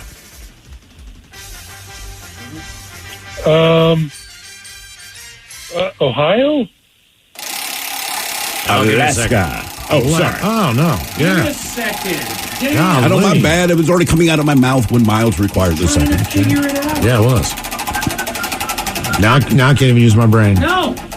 It's like Google. Just Miles loves states. Takes all the reasons. I don't even bring up state. Miles is like, all right, give me a second. Yeah, that's his thing, man. That's right. All right, Tom, here's your question. Caracas is the capital of what South American country? Venezuela. Got it. Well done, sir. Got it. All right. Very good. Welcome to Crack Ass. It's Caracas. Dummy! Hello, Shelly. Welcome to the men's room. That's me. That is you. Hey Perfect. guys, how are you? We're doing good, Shelly. How about you? I'm awesome. Are you sober or not sober? I'm the one that's never sober. I see. All right. I've been 14 years drunk today. Right. Congratulations, Shelly. No, I called before and you guys were like, what? Okay. Anyways, Yep. yeah. All right, Shelly. For a pack of Virginia Slims, free tickets for life, you're taking Seahawks, Mariners, Kraken, or Sonics? I'm taking the Sonics. All right. I used to model for the team shop when it was there. Did you really? Nice. Yeah. So like they The use only one, too. your picture, or you physically were there? No, I was physically there modeling the clothes. Is that the only modeling gig you had there, Shelly? Well, I was there a few times. Well, I mean, Like did you have today, any? the team shop? I mean, did you ever show up in the newspaper for an ad for Fred Meyer or something? Right. You know what I mean? No, just the Sonics. All right. All right.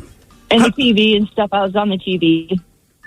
How did you get that gig? Did they come to you? Did you apply for it? What? Ackerley walked up to me when I was in line getting tickets. Damn. Okay. Did he give you his number?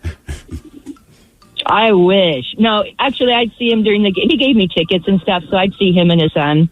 Okay. And they were both wearing wedding rings, so it kind of sucked. All right. Kind of sucked, Ed. Damn wedding rings. All right, here's your question. Memphis, Tennessee gets its name from Memphis in what North African nation?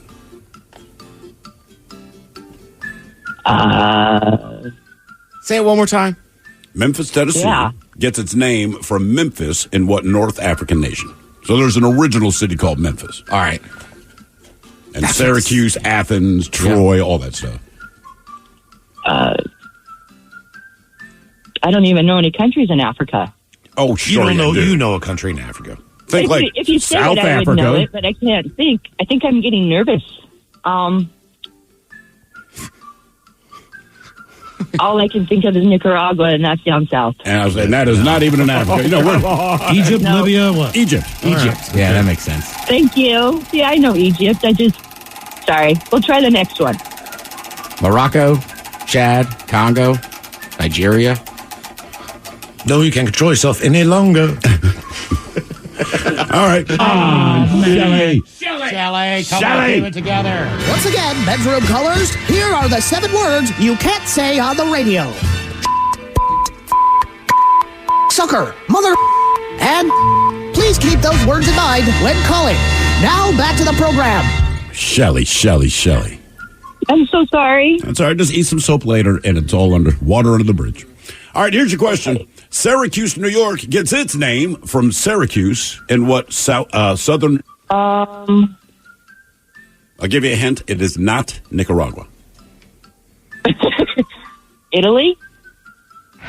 Got it. There you go. Syracuse. Hey, welcome to Syracuse. Doesn't sound very Italian. It really doesn't. I mean, it does end in a vowel. No, but the way they would say it is like Syracuse. Yeah, Syracuse. Yeah. Something, you know? Because that's the dead-on Italian accent right there. Welcome to Italy. Manja. It's a me, Mario. Hello, Dusty. Welcome to the men's room. Hola. Dusty, are you sober or not sober? Oh, 17 years sober in July. All right. Nice work, Dusty. Dusty, free tickets for life. You taking the Seahawks, the Mariners, the Kraken, or the Sonics? I'm going to go to the Kraken. Kraken. There you go. Get cracking. You would do that. Okay. Hey, real quick, the other day I called in and I was talking about the brisket, and I don't know if I got in trouble or something, but I don't know if I can say that word. The angels came down from heaven and on your tongue.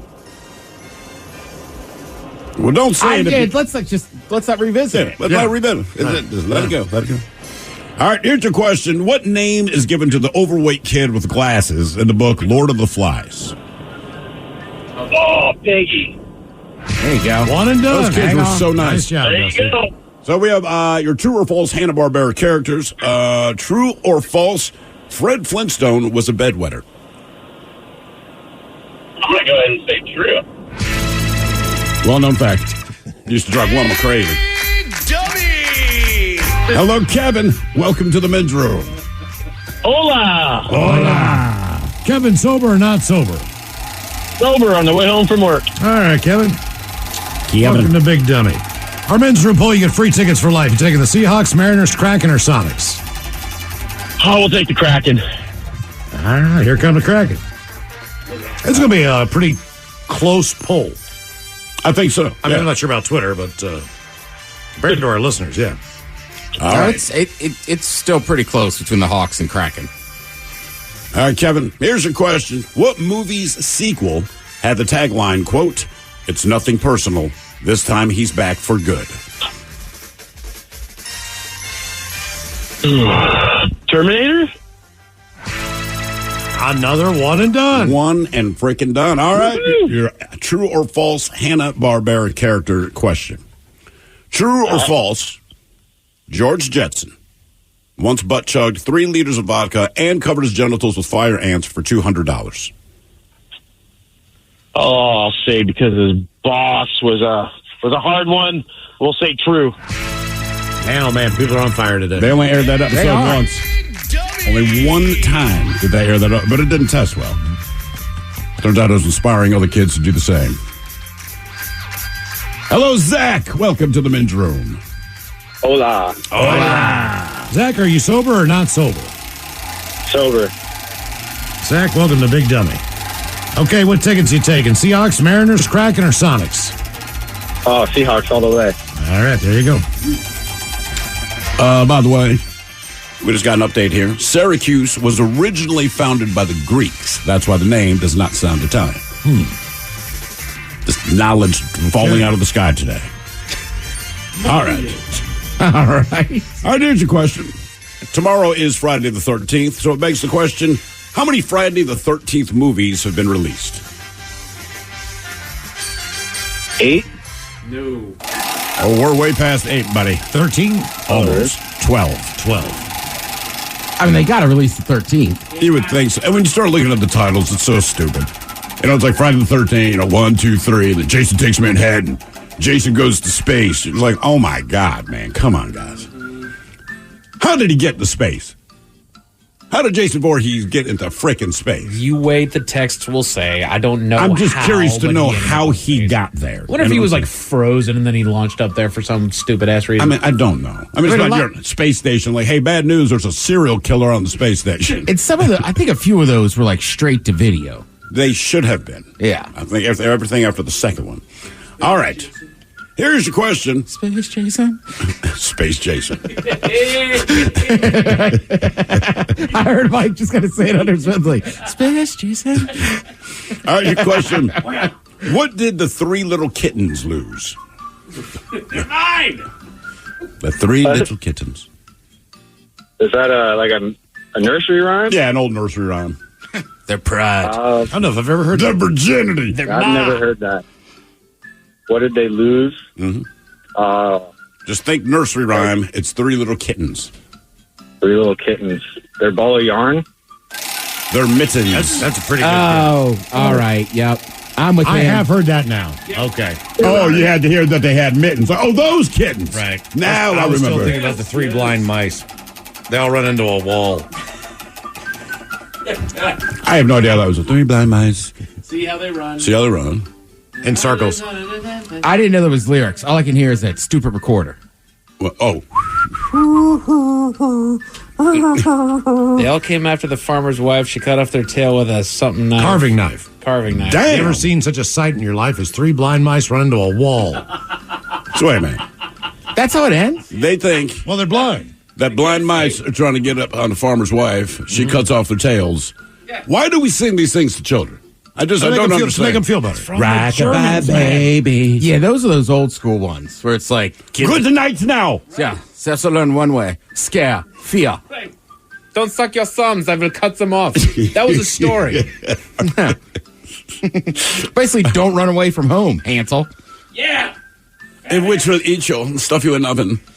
Sleep tight. All right. Your question, what breed of dog was McGruff the crime dog?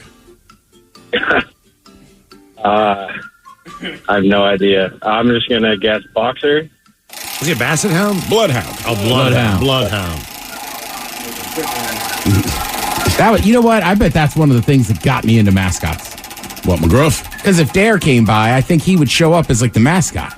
Was he with Dare? Yeah. Yeah. Yeah, he was. Oh, I thought he was just like his own solo. He would come to the schools. do Yeah. all the things. That's what I remember. And he'll take a bite out of crime. Well, I'm a dog with a trench coat. Don't freak out, kids. I'm going to tell you not to do drugs. But honest to God, if you see a talking dog in a trench coat, chances are you're on drugs. No kidding. All right. Here's your question. On a map, the vertical lines are called what? Longitude. All right. Well Very done. good. There Very we go. good. Zach. Head Chef is on the way. Ted's Meat and Potatoes has each state's favorite Halloween candies. That's coming up next. Therapy is known to be extremely helpful. But have you ever tried eavesdropping on someone else's problems? Listen to the new podcast, Say More, with Dr. Sheila, starring Amy Poehler as the world-renowned self-proclaimed couples therapist. You know, it's funny, as I was making the appointment to come today. I'm sorry, I made the appointment. I made the I booked the appointment. Listen to Say More with Dr. Sheila on the free Odyssey app or wherever you get your podcasts. O'Reilly Auto Parts' new Brake Best Select Pro brand raises the bar for the best aftermarket domestic brake pads and rotors available. For vehicle-specific friction formulations, Quiet-Tech noise-canceling shims, and stainless steel hardware, choose Brake Best Select Pro. Professional-grade brakes from the professional parts people at O'Reilly Auto Parts. O'Reilly Auto Parts.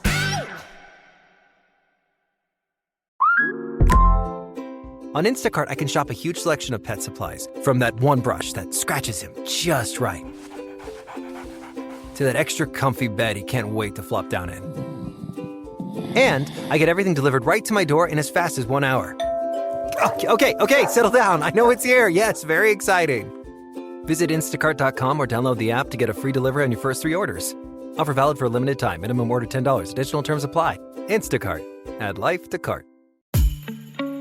Looking to give the gift of pleasure? Add a little high heat to keep the desire burning. Or maybe you just need a little self-care. Come to Lovers for the best lingerie and toys to keep things hot this holiday.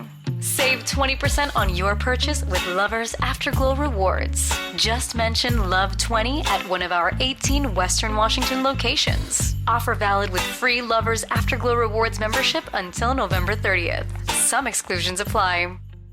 What's up? It's your boy, The Ted Smith from the Men's Room. And did you know I have a podcast? Well, I do. The Podcast. New episodes uploaded every Wednesday on the Odyssey app.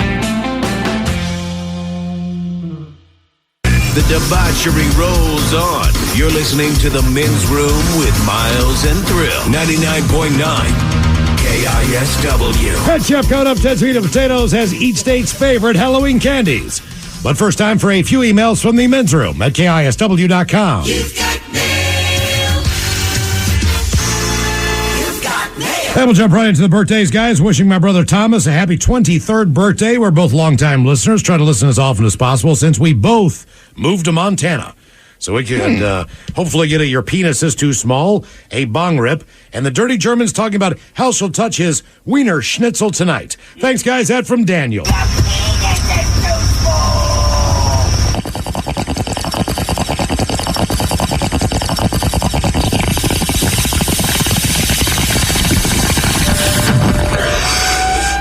Yeah, be very careful, because I get the feeling she'll grab your wiener, but put 2 fingers in your schnitzel. Yeah, the thing is, if you play with the Wiener Schnitzel enough, you might turn water with superb mustard. Yeah, gentleman's relish. Patel, hope it makes it in time. Been a long-time listener since I moved back to the West Coast years ago. Today is my 31st birthday, and my body let me know that I'm getting older this morning by waking up with some explosive diarrhea. So can I get a fart montage and maybe Coach Ted giving me advice on starting a dangerous hobby, like blacksmithing, in my 30s? P.S. Thanks to whoever had the idea to repeat the show from 10 p.m. till 2 a.m. on weekday nights. I work swing shift, and it's made my evening commute at midnight significantly better. Love your show, and thank you guys. And as always, keep rocking it. That from Kyle.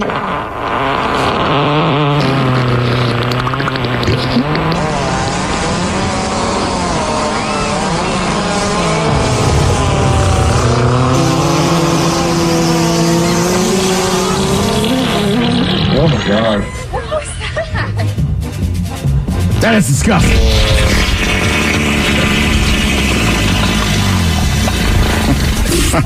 Son, you better use the toilet before you come to practice. All right. Dangerous hobby, sure. But you know what? You'd be more of a man if you could learn how to blacksmith. Hell, that's a great hobby, a great thing. It even spawned some of the greatest names on earth. Smith. Guys, today's the 34th birthday of my awesome boyfriend, William. He's originally from Brazil and has a black belt in Kung Fu. So could the Dirty Germans talk about their time in Brazil and might choose a few random sound effects. Rock on, guys. Appreciated that from Alicia. Yeah, on my first trip to Brazil, I was surprised by all of the very large butts and hairless fronts. Yeah, so I was surprised by lots of things. Some of the big bucks, some extra equipment. Yeah, let me see your vagina. Oh, that's a penis. Oh, dear Jesus.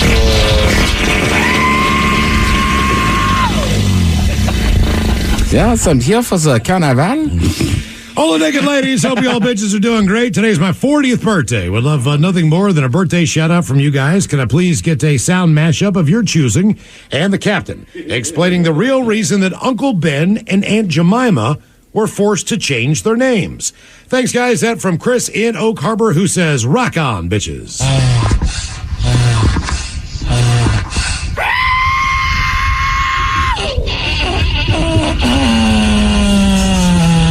Order has been disturbed. Ooh, well, ahoy there. You gotta understand, we had the company line on the old mascot's name, and the truth is, Aunt Jemima changed her name when she entered the Witness Protection Program. You see, she figured the Quaker Oats man as the person responsible for obtaining the body parts that created Frankenberry. As for Uncle Ben, he changed his name when he lost his rice deal and got into the porn industry. He now goes by Jack Ken Daly. Grunge Bags. Guys, I want to wish my buddy Mike a very happy 55th birthday. He was a college football player for SAC State. Which Sacramento State. Sac State? Sac State. The Army Special Forces, did 20-plus years as a Seattle firefighter and paramedic. Wow. That's impressive. How about a fish sandwich, a suck-it-up cupcake, and a bong rip from his buddies Tony and Joey B. Thanks, guys. Can I buy you a fish sandwich? So, suck it up, cupcake!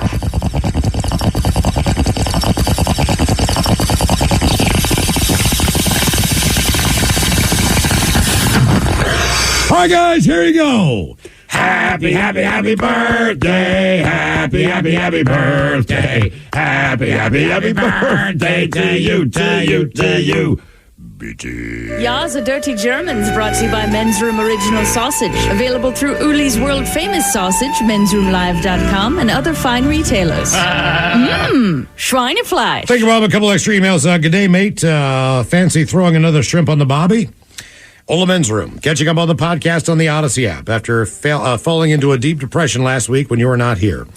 Heard that Americans have voted us Australians as having the sexiest accents. Mm-hmm. Oh, yeah. You wouldn't happen to know where in the U.S. this poll was taken, would you?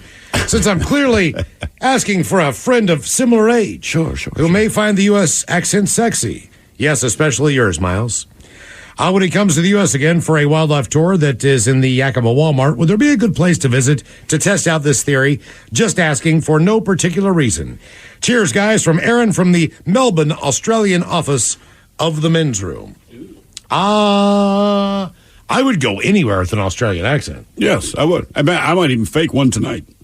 If you go up to Whistler, they got a bunch of Kiwis up there that work at the That's resort. New Zealand. Yeah, but they have the similar Australian accent. Don't tell them that. I know that. They don't like to be... Look, you do, but if we tell you that out loud, you get mad. pissed. Right. Yeah, and if we confuse the two... There's a reason why we confuse it, because it kind of sounds the same. If I went to the Caribbean and someone said, hey, are you Canadian? I'd say, no, I just live south of there in Seattle. Wouldn't bother me. Right. But you guys, man, you're pretty divided. I don't know. I think I'd probably answer the same way. Like, no, I'm American. I'll just say, hell no, I'm not Canadian. But I wouldn't be upset about it. I'd be like, Yeah. that makes sense. Oh, I would. What did I say? Really? What did I say, a boot? I don't want to be confused for a Canadian. You haven't been to Canada yet. Am I wearing denim? There's a reason. And one more. Unexpected nudity. Guys, I was 10 and on a school Right, field trip. point. Maybe 15 kids, 3 parents, out to a shipwreck on a beach in the North Sea in Germany. Turns out it was a nude beach in Germany. Anyway, plenty of giblets hanging out. The teacher's parents did not have a care in the world. Truth be told, it didn't bother me much, but it was definitely a surprise. That from Duke, special envoy to the Men's Room, Austin, Texas edition. Time to open wide and sample Ted's meat and potatoes. Now, here's your host, head chef of the Men's Room, the Ted Nugent. Head chef is in the house. Thank you. Thank you, folks.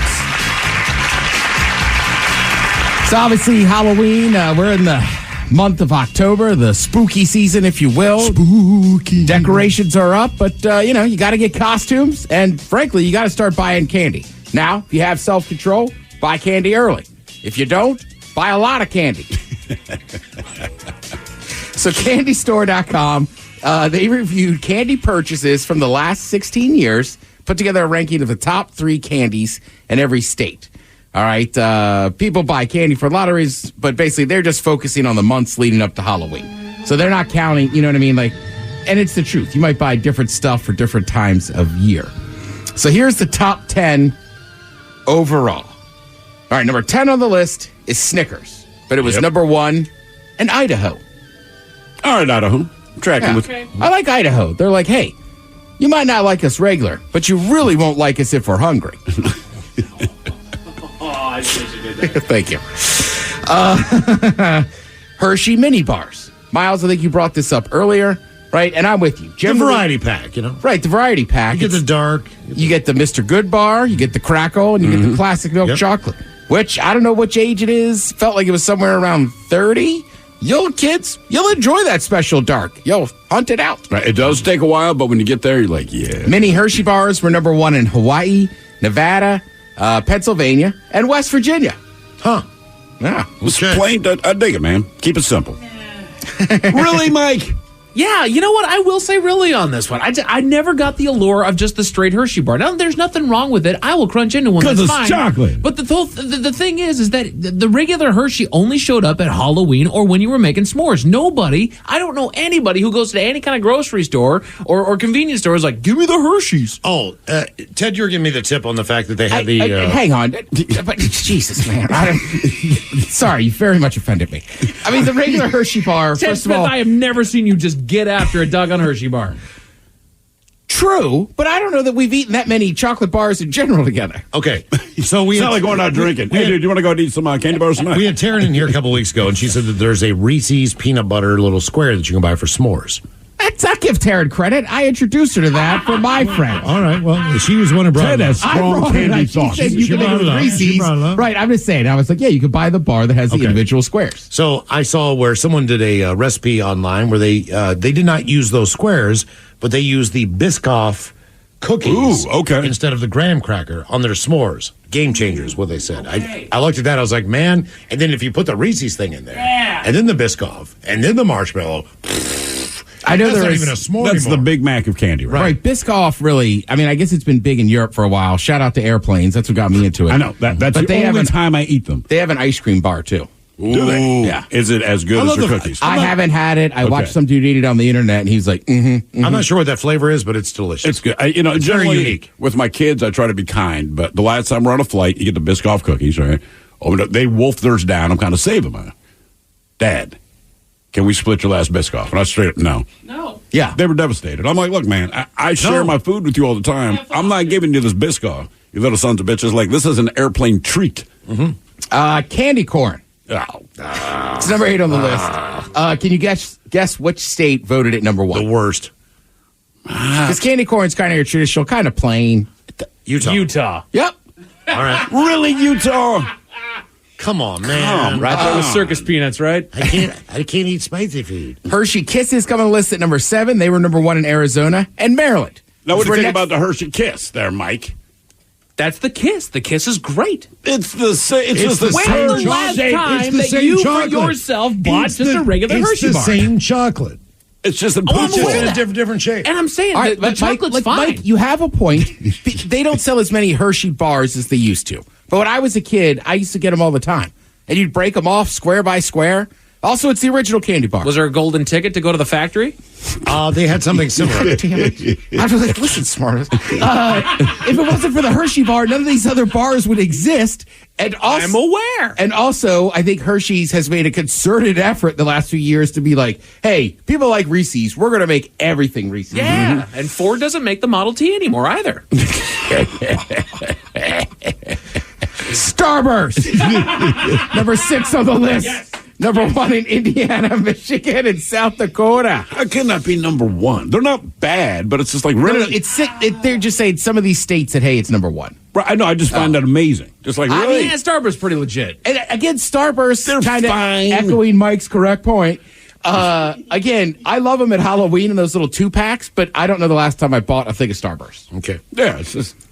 Here's one I think we all agree on in this room. Number 5, Sour Patch Kids. Yeah. What do we agree on?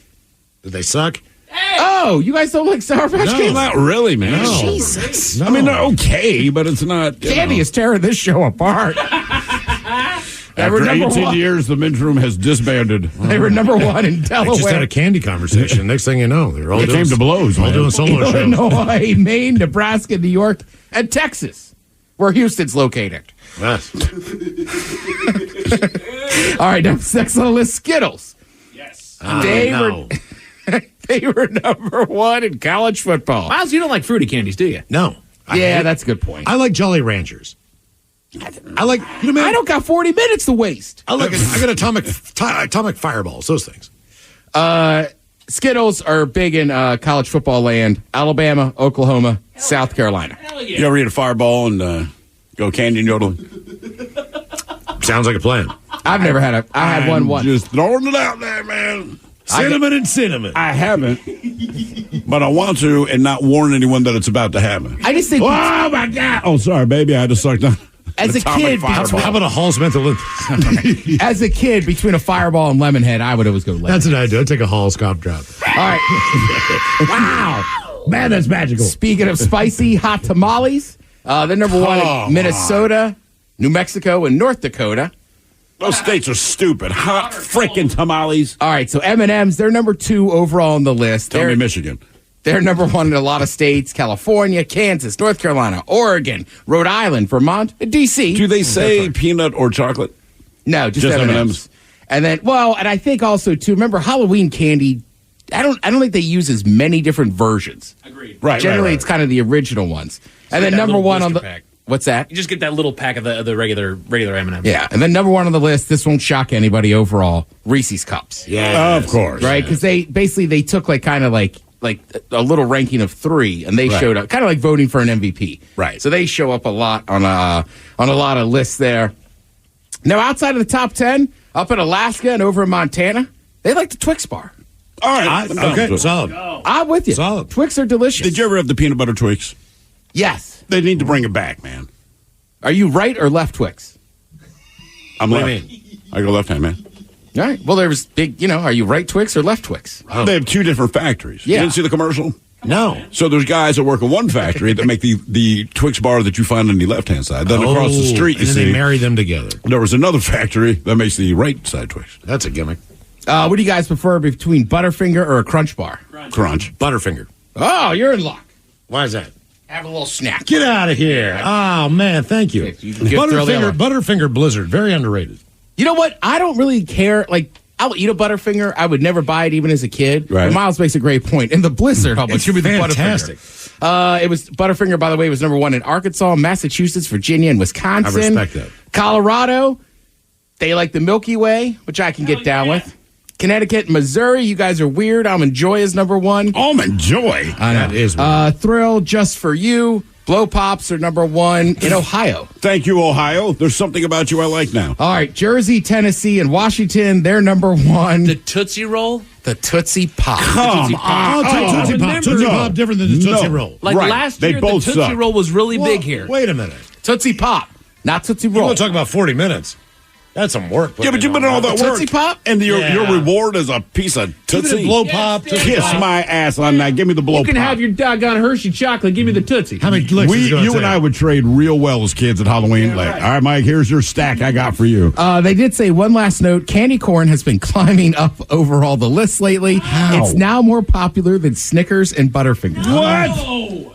I was at a dinner on Sunday. The kids were devouring candy corn and candy pumpkins. Those kids are stupid. And there was no other candy. Well, okay. Yeah. They should go back to the wax lips. Remember those? I do remember those. Oh, God. But you couldn't Juicy eat wax them. lips. No.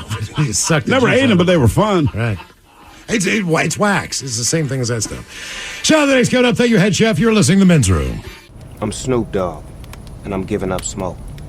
I know what you're thinking. Snoop, smoke is kind of your whole thing. But I'm done with it. I'm done with the coughing and my clothes smelling all funky. I'm going smokeless. Solo Stove Fix 5. They took out the smoke. Now you can have a nice blaze without any clouds ruining your day. Go smokeless. Go to solostove.com. Tell them Big Snoop Dogg sent you. Have you or a loved one been injured in an accident? Are you struggling to recover fair compensation? Look no further. At Phillips Law Firm, the experienced personal injury attorneys will fight for your rights and get you the justice and compensation you deserve. They handle a wide range of cases, including car accidents, slip and falls, medical malpractice, and workplace injuries. Justice is a phone call away, so don't wait. Call today for a free case review. Call 1-800-JUSTICE or visit justiceforyou.com. Getting older means a world of change, but some things still stay the same, like being at risk for type 1 diabetes, because type 1 can happen at any age. So screen it like you mean it. If just one person in your family has type 1, you're up to 15 times more likely to get it too. And 50% of type 1 diagnoses happen after the age of 18. So screen it like you mean it. Type 1 diabetes starts long before you need insulin, and one blood test could help you spot it early and lower the risk of serious complications like diabetic ketoacidosis, known as DKA. So don't get caught by surprise. Screen it like you mean it, because getting answers now can help you get prepared. The more you know, the more you can do. So don't wait. Talk to a doctor about how to get screened. Tap now or visit screenfortype1.com to learn more. Again, that's screenfortype1.com. And screen it like you mean it. Transit is better with an Orca card. Here's why. 1. It's easy. Just tap and pay your way onto Metro and all other public transit around the Sound. 2. Your tap shows us when and where you're riding the most, so Metro can serve you better. And 3. Orca cards are for everyone. 18 and younger now ride free with a free youth Orca card. So what are you waiting for? Get an Orca card, tap for transit, and make your ride count today. Visit kingcounty.gov/tap for transit. 99.9 KISW. The shenanigans continue. This is the Men's Room with Miles and Thrill. All right, coming up, we'll drink a toast for the shot of the day. And we do have your headlines on the way at 5:50. But first, quick check out with Mike Hollick and some of the stories and headlines he is not working on. Thank you, Miles. There's a new report that says climate change is creating a beer shortage. I heard that, man. Huh. Screwing up the crops, man. Oh, is it a like hop thing? I think so. Yeah, basically. Or barley. I think it's the hops. It's the hops. Yeah, but for some reason, you don't hear about a ton of barley shortages, where you hear about that with hops. The barley doesn't get its due. You know, that's all. Nah, man. Maybe it could just survive stuff. A barley, I'm tough. I think Hops it is a bitch. I think it is. Yeah, seriously. I think hops are kind of like... This is more of a seed, isn't it? Right? And hops are... you got to like... It's very specific. That seems like kind of the important part. Yeah. I mean, they're all important. Beer. But I'm just saying, you know what I mean? Because remember, what was it? Beer. Wasn't it a couple of years ago, there was like a drought or something over in Europe, and like... Oh, yeah. They were all coming to Yakima to get hops. That's right. Yes. I do remember that. AI has created images for each state's ideal boyfriend. Oh, my God. Oh, really? Yeah, most of them kind of look the same. Huh. I saw the ones where they did the individual locations. Oh, yeah. What they believe people to look like. That was pretty entertaining. That's not bad, yeah. Or by states, the average. I saw one where it's like just the average couple. They did the same couple, but put them in different states. It's like an AI stereotype. Yeah, basically. Yeah, more of an outsider's perception of what people from this area look like. And when I clicked through, I'm like, okay, first of all, that is how I perceive this other state. Then I clicked on Maryland and Washington for obvious reasons, and I'm like, yeah. That's who's here. You kind of nailed it, man. 42% of people have felt a... Why did they do girlfriends? I don't know. You know what? I thought the same thing, dude. Because we don't care. We'll take anybody. I'm saying, it seems a little judgy. He's got to look like this. What about you? Right. This ain't Build a Bitch. What about you? Yeah. Build a Bitch. Is that the place you can open in the mall? You can make your own sex toy. Welcome to Mike's Build a Bitch. That is not my saying. You can do that online. I did rip it. Oh, really? This ain't Build a Bitch. All right, they look a little different from each other. I'm looking at them now. I'm just looking at a few. I mean, they got a lot of very similar features. It's almost like they took a handful of dudes and just kind of stereotyped them into these different states. Yeah, they said, could you be on The Bachelor? If you're in Texas, you have a cowboy hat on, et cetera, et cetera, et cetera. Yeah. 42% of people have felt a paranormal presence in their home. 42? 42. Wow, that seems very, very high. I'm glad to not be in that group. Thank God you got a security system because you're paranoid. I'll tell you right now, if I felt there was a paranormal presence in my home, it would not be my home for much longer. No. Yeah, I mean, maybe it's the black in me. But, like, we don't play that. Like, I think this house is haunted. Well, then I'm selling it. Right, later. I could swing by with some sage, clean it out for you. Whatever, man. I'm not doing it. I told Miles outside, I'm like, I wanted to do a Black Jaws. And basically, the movie is two brothers on the beach going, I don't know why these white people keep going in the water, man. There's a shark out there eating them. That's it. Right. That's the whole movie. They're still on the beach, but you're like 10 feet away from the water. Like, Was it Louis Gossett Jr. in Jaws 3? It was not. Was it Louis Gossett? Hang on, man. What if it was a lemon pepper shark? Yeah, there was a. They'd be out there. There wasn't. Was it? No, Mario Van Peebles. He was in 4. He was in 4. I thought the one where they work at the aquatic center had a brother in it too. But see, he was still out of the aquatic center, not in the ocean. You know what I'm saying? There was, yeah. It was Louis Gossett. I'm still not going to water, man. I just work at the aquarium. You know what I'm saying? Speaking of water, did you know that there's actually quite a few sayings that we have that have nautical origins? Well, sure. All right, what do you got, Ted? If you're saying, well, sure. There's even a full list. The Men's Room Top 10. The Men's Room Top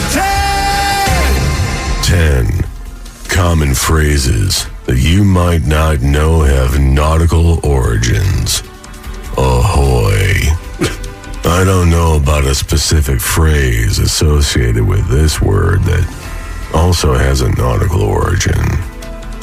Dinghy. It's defined as a small boat carried on or towed behind a larger boat. The Brits use it as slang for ignoring a person or avoiding an event.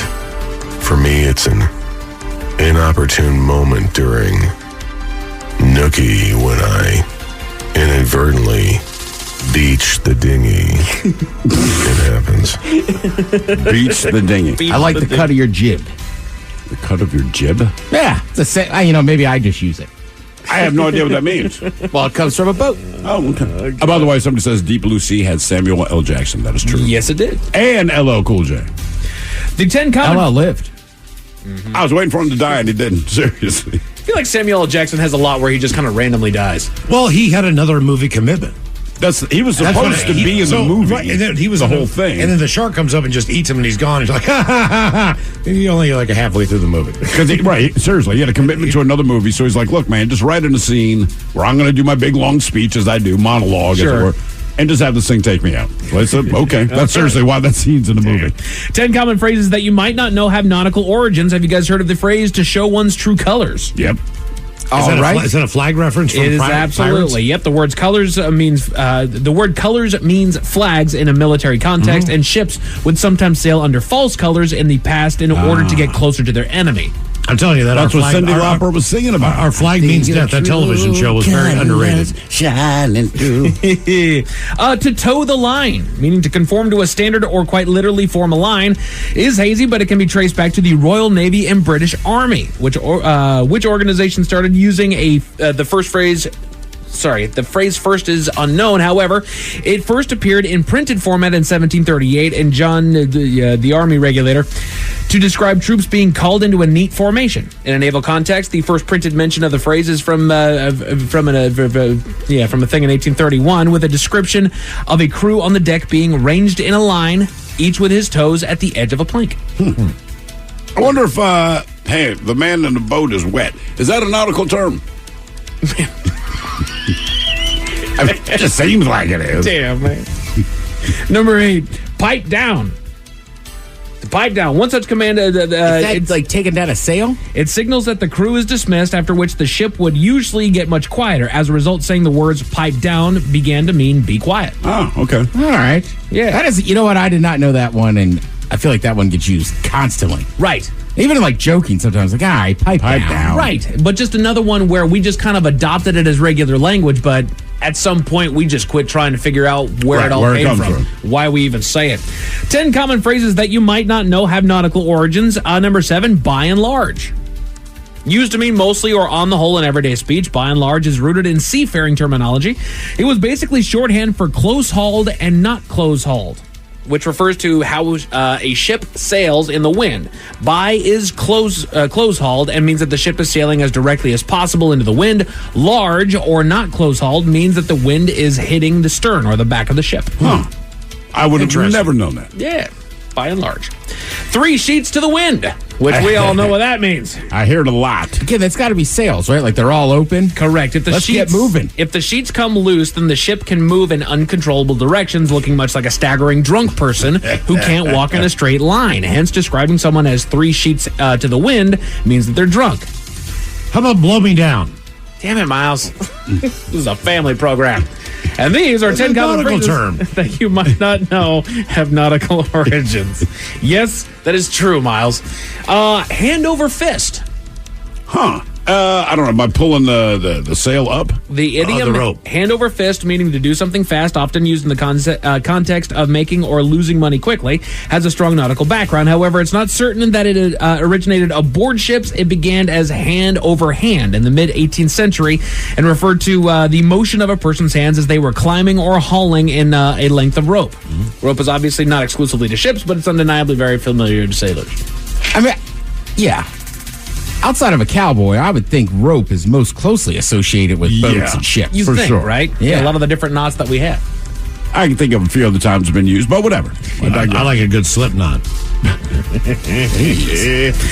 Taken aback. Again, these are 10 common phrases that you might not know have nautical origins. It refers to the ship's sails being pushed against the mast by the wind and being taken aback. Describes this happening suddenly, either because of an abrupt change in the wind's direction or because of the crew changing the ship's course. Huh, okay. So it's just... Wouldn't have guessed that one either. It's a wind blowing in the wrong direction for a hot second, so you're kind of taken aback. Oh, I see. So I'm sailing north. And then a south wind comes in. Right. And then all of a sudden we're just like, whoa. Right. Kind of a shock. Could it stop the ship? You know what? I'm not a sailor, Ted. It might blow you backwards. I don't know that it can just keep you stuck. Forwards, whatever. I'm good. Right? Dutch courage. This is going to be the first one that I've never heard of is Dutch courage. Maybe because they sailed around the world early on. It's like they had the courage to do it. So Dutch courage refers to drinking alcohol to gain confidence or courage and originates with the Royal Navy. During the Anglo-Dutch I thought it was the Wars, first time you had the guts to fart under the covers with a significant other in bed. English sailors would use Dutch as an insult. Dutch courage leans into stereotypes of Dutch drunkenness. At the time, they were known for producing a spirit derived from juniper that was called Genever. It became gin later on. Yeah. Other idioms that use Dutch derisively include going Dutch, which means people paying their own bill and whatnot. So there you go. Dutch courage. That's when you said Dutch courage. I was like, all right. Honey, you want to pay half? Right. Having the courage of asking her to pay. I'm scared to ask. I need a shot. She's demanding. Turning a blind eye and no Miles, not a third eye. Oh, that one's easy. She won't. Oh, never. Yeah, because like they got an eye patch, so it's like I won't look at it. It means to willfully ignore something, and it's attributed to the Royal Navy. During the 1801 Battle of Copenhagen, Admiral Parker feared that the British Navy was losing, so he signaled his second in command to retreat. However, Nelson wasn't one to back down from a fight. On being told of the signal, he reportedly said, "I only have one eye. I have a right to be blind sometimes." And then he raised the telescope to his glass eye. His eye had been injured in a previous battle to look toward the flagship and then declared, "I really don't see the signal." So he literally just ignored it. It was like, I'm just turning my blind eye to it. He put the telescope up on his glass eye. I was like, yep, I can't see your signal. So did they retreat? I don't believe so, no. And that was Admiral Nelson? Yeah. I've set sail. Sword down. Yeah. Good run. Good rum. Do you have poop deck in there? Poop deck is not in there. Nope. We do not have poop deck on there. I'm assuming poop deck used a ton outside of like being on a boat. Right. It's not exactly a phrase. Yeah. It's just a spot. Right, if I walked in somewhere and was like, this looks like a poop deck, I'd be like, yeah, clean it up. I mean, you could say, hey, baby, no, it's poop deck. Is it just where the birds are laying their turds? Now, there's some specific thing that it is. I looked this up like 3 weeks ago, and I cannot remember, but it's like a specific part of the boat. Gotcha. But it has nothing to do with poop. Oh. Which is kind of disappointing. Let's just see. The aftermost and highest deck on a ship. There you go. The poop deck. Poop deck. All right. But the number one common phrase that you might not know has nautical origins. Drum roll, please. I like my suspense, Mr. Hill. Son of a bitch. Even though you know. Slush fund. Really? These days, a slush fund refers to money kept back to buy miscellaneous items, but often has an illegal connotation. Politicians sometimes use slush fund. Yeah. Let's see here. In the 18th century, slush was the word for refuse grease and fat from cooking, especially on shipboard. Slush was used to make products such as candles, so the ship's cook would store the fat in a barrel until the ship reached land and it could be sold. This money, known as a slush fund by at least early 19th century, was supposed to go back to the crew because the provision is weighed to the crew before being boiled. All that comes from it outright to be given to them, as it forms a component part of their ration. All right. So there Nothing complicated about that one at all. Nothing at all. And hey, we all learned a little something. I just didn't know they started saving bacon grease. They did. Yeah. Yes, sir. Come on, Ted, wouldn't you? Save your bacon grease, dumbass. We're on a boat. Damn. A convenience store in Vancouver was recently robbed, but they weren't too concerned about the robber, Miles. Why is that? I'll tell you all the details at 5:50. Thank you, sir. Headlines are coming in at 5:50. In the meantime, let's get a contestant on the line for Profile This at 206-803-ROCK. Therapy is known to be extremely helpful. But have you ever tried eavesdropping on someone else's problems? Listen to the new podcast, Say More with Dr. Sheila, starring Amy Poehler as the world-renowned self-proclaimed couples therapist. My mother will come over when she says she will. Knowing that she's always going to be there is really nice for me because I don't have to make my own cereal. Listen to Say More with Dr. Sheila on the free Odyssey app or wherever you get your podcasts. On Instacart, I can shop a huge selection of pet supplies, from that one brush that scratches him just right, to that extra comfy bed he can't wait to flop down in. And I get everything delivered right to my door in as fast as 1 hour. Okay, settle down. I know it's here. Yes, very exciting. Visit instacart.com or download the app to get a free delivery on your first 3 orders. Offer valid for a limited time. Minimum order $10. Additional terms apply. Instacart. Add life to cart. Looking to give the gift of pleasure? Add a little high heat to keep the desire burning. Or maybe you just need a little self-care. Come to Lovers for the best lingerie and toys to keep things hot this holiday. Save 20% on your purchase with Lovers Afterglow Rewards. Just mention LOVE20 at one of our 18 Western Washington locations. Offer valid with free Lovers Afterglow Rewards membership until November 30th. Some exclusions apply. Hey, it's Mike Hawk. Want more Men's Room content? Follow the Men's Room page of the Odyssey app and check out my live stream, A Moment with Mike Hawk and Nothing in Particular with Steve the Thrill Hill. Going live Thursdays and Fridays at 1 exclusively on the Men's Room page of the Odyssey app. Couple, we made it to drinking time. Somebody out there deserves to be recognized. And the Men's Room knows just who it is. So to you, we say, bottoms up, sailor. You're the toast of our shot of the day. Drink time it is. As usual, we head to the drink desk and Steve the Thrill Hill to find out who we're toasting. Yes, indeed. And today we toast the New York City Fire Department, right? I mean, and they've gotten a lot of praise ever since 9/11. We understand how deeply involved they are in the city. And one thing about New York City, people that live there, they love their city. And the New York Fire Department, they're not messing around. So if you got a problem, you call them, they show up. This is an actual clip from a news report about one of their more recent calls. Emergency, but it turned out to be one big false alarm at a Manhattan high-rise. The guy spotted flames in an apartment from his window down the street, called 911. In no time, 5 fire trucks arrived to battle what they thought was a blaze. Turns out the woman living in the apartment had put the Yule log on her big screen to help pass the time on a rainy day. I got my laptop, I made some tea, I put on some candles and the fireplace. So this is where the fire happened? This is the one that was on. That's the one that caused the false alarm. And we thought it was Christmas in October. The user says she plans to invest in some nice new curtains. Good idea. Large TV. Happy New Year. We'll be right back. If you get a chance to see the video, look, because the way it worked out, right? She must have a huge TV. Massive screen, but when you look through the window of her place, and like I said, it's all high rises there. She can these little windows. It looked like a blaze was going. So when I even watched the video, I'm like, oh, damn, man. Like, that's a serious fire. I didn't realize the Yule log was back. Yeah, I was going to say, is it just this early? Man, how in the hell do you get the Yule log now? You could probably YouTube it, I guess. I was going to say, I use it on demand, but honestly, I just don't check this time of year, but it's probably just there all year round. I feel like that's a very lonely, sad woman. I don't know why. That's just the sense I got. Like, You got the Yule log on TV. Well, she doesn't have a fireplace. Well, I know, but it's freaking October, man. She said it was a rainy day. Okay, fine. I like her. Either way, She's you got rich, and she likes the Yule log. The New York City Fire Department sent 5 trucks to go there so they could watch TV with you.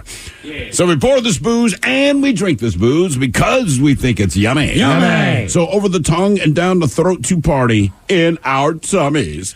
Down the hola, bichola. The Men's Room presents Profile This. Let's keep it Thrill Hill, could you please, everyone? Now, Profile This is played. Sure can, Miles. It's a simple game where we share with you a real-life news story, something that happened right here on planet Earth. Earth. And as you listen to the story, based on the stereotypes you believe to be true of people and the decisions that people make, we'll ask you what it is you think makes the story a story. Hello, Dio. Welcome to the Men's Room. Hola, amigos. Hola. All right, Dio, you understand how this here game is played?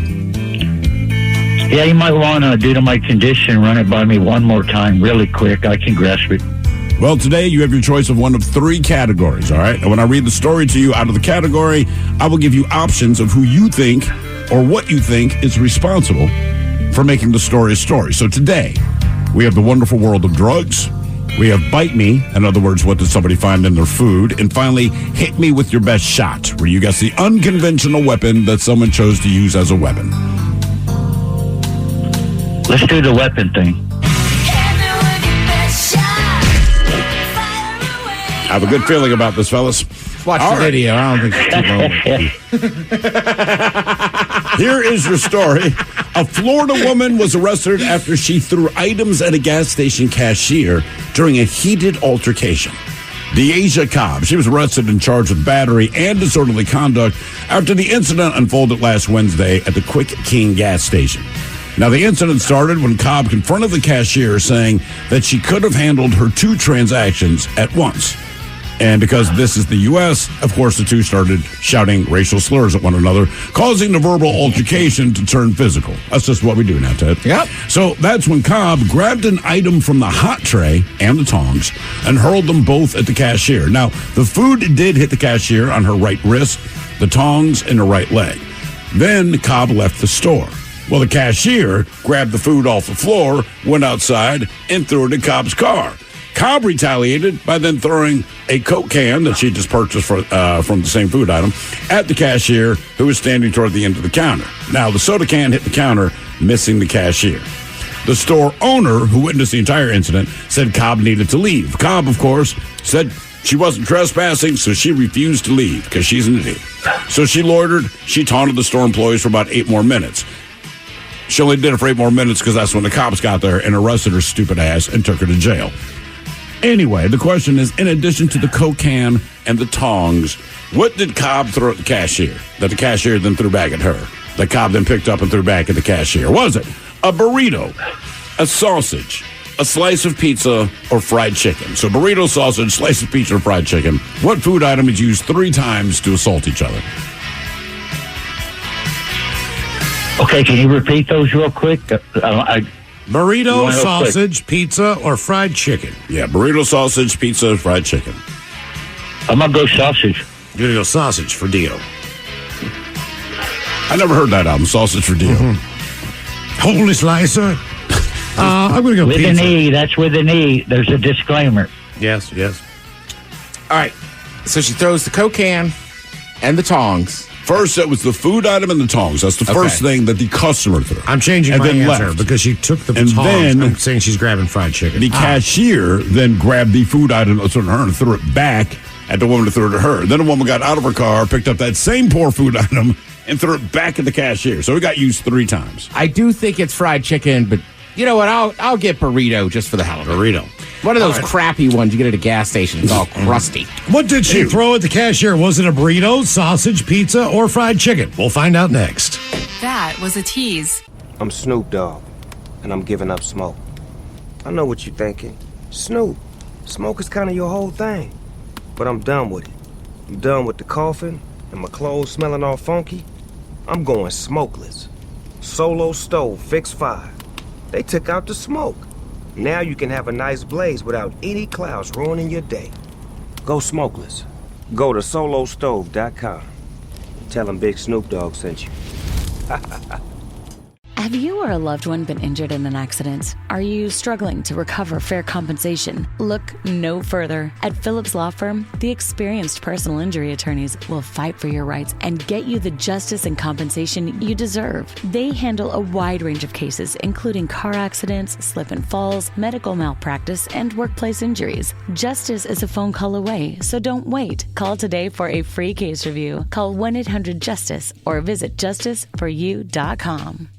Getting older means a world of change, but some things still stay the same, like being at risk for type 1 diabetes, because type 1 can happen at any age. So screen it like you mean it. If just one person in your family has type 1, you're up to 15 times more likely to get it too. And 50% of type 1 diagnoses happen after the age of 18. So screen it like you mean it. Type 1 diabetes starts long before you need insulin, and one blood test could help you spot it early and lower the risk of serious complications like diabetic ketoacidosis, known as DKA. So don't get caught by surprise. Screen it like you mean it, because getting answers now can help you get prepared. The more you know, the more you can do. So don't wait. Talk to a doctor about how to get screened. Tap now or visit screenfortype1.com to learn more. Again, that's screenfortype1.com, and screen it like you mean it. O'Reilly Auto Parts' new Brake Best Select Pro brand raises the bar for the best aftermarket domestic brake pads and rotors available. For vehicle-specific friction formulations, Quiet-Tech noise-canceling shims, and stainless steel hardware, choose Brake Best Select Pro. Professional-grade brakes from the professional parts people at O'Reilly Auto Parts. O'Reilly Auto Parts.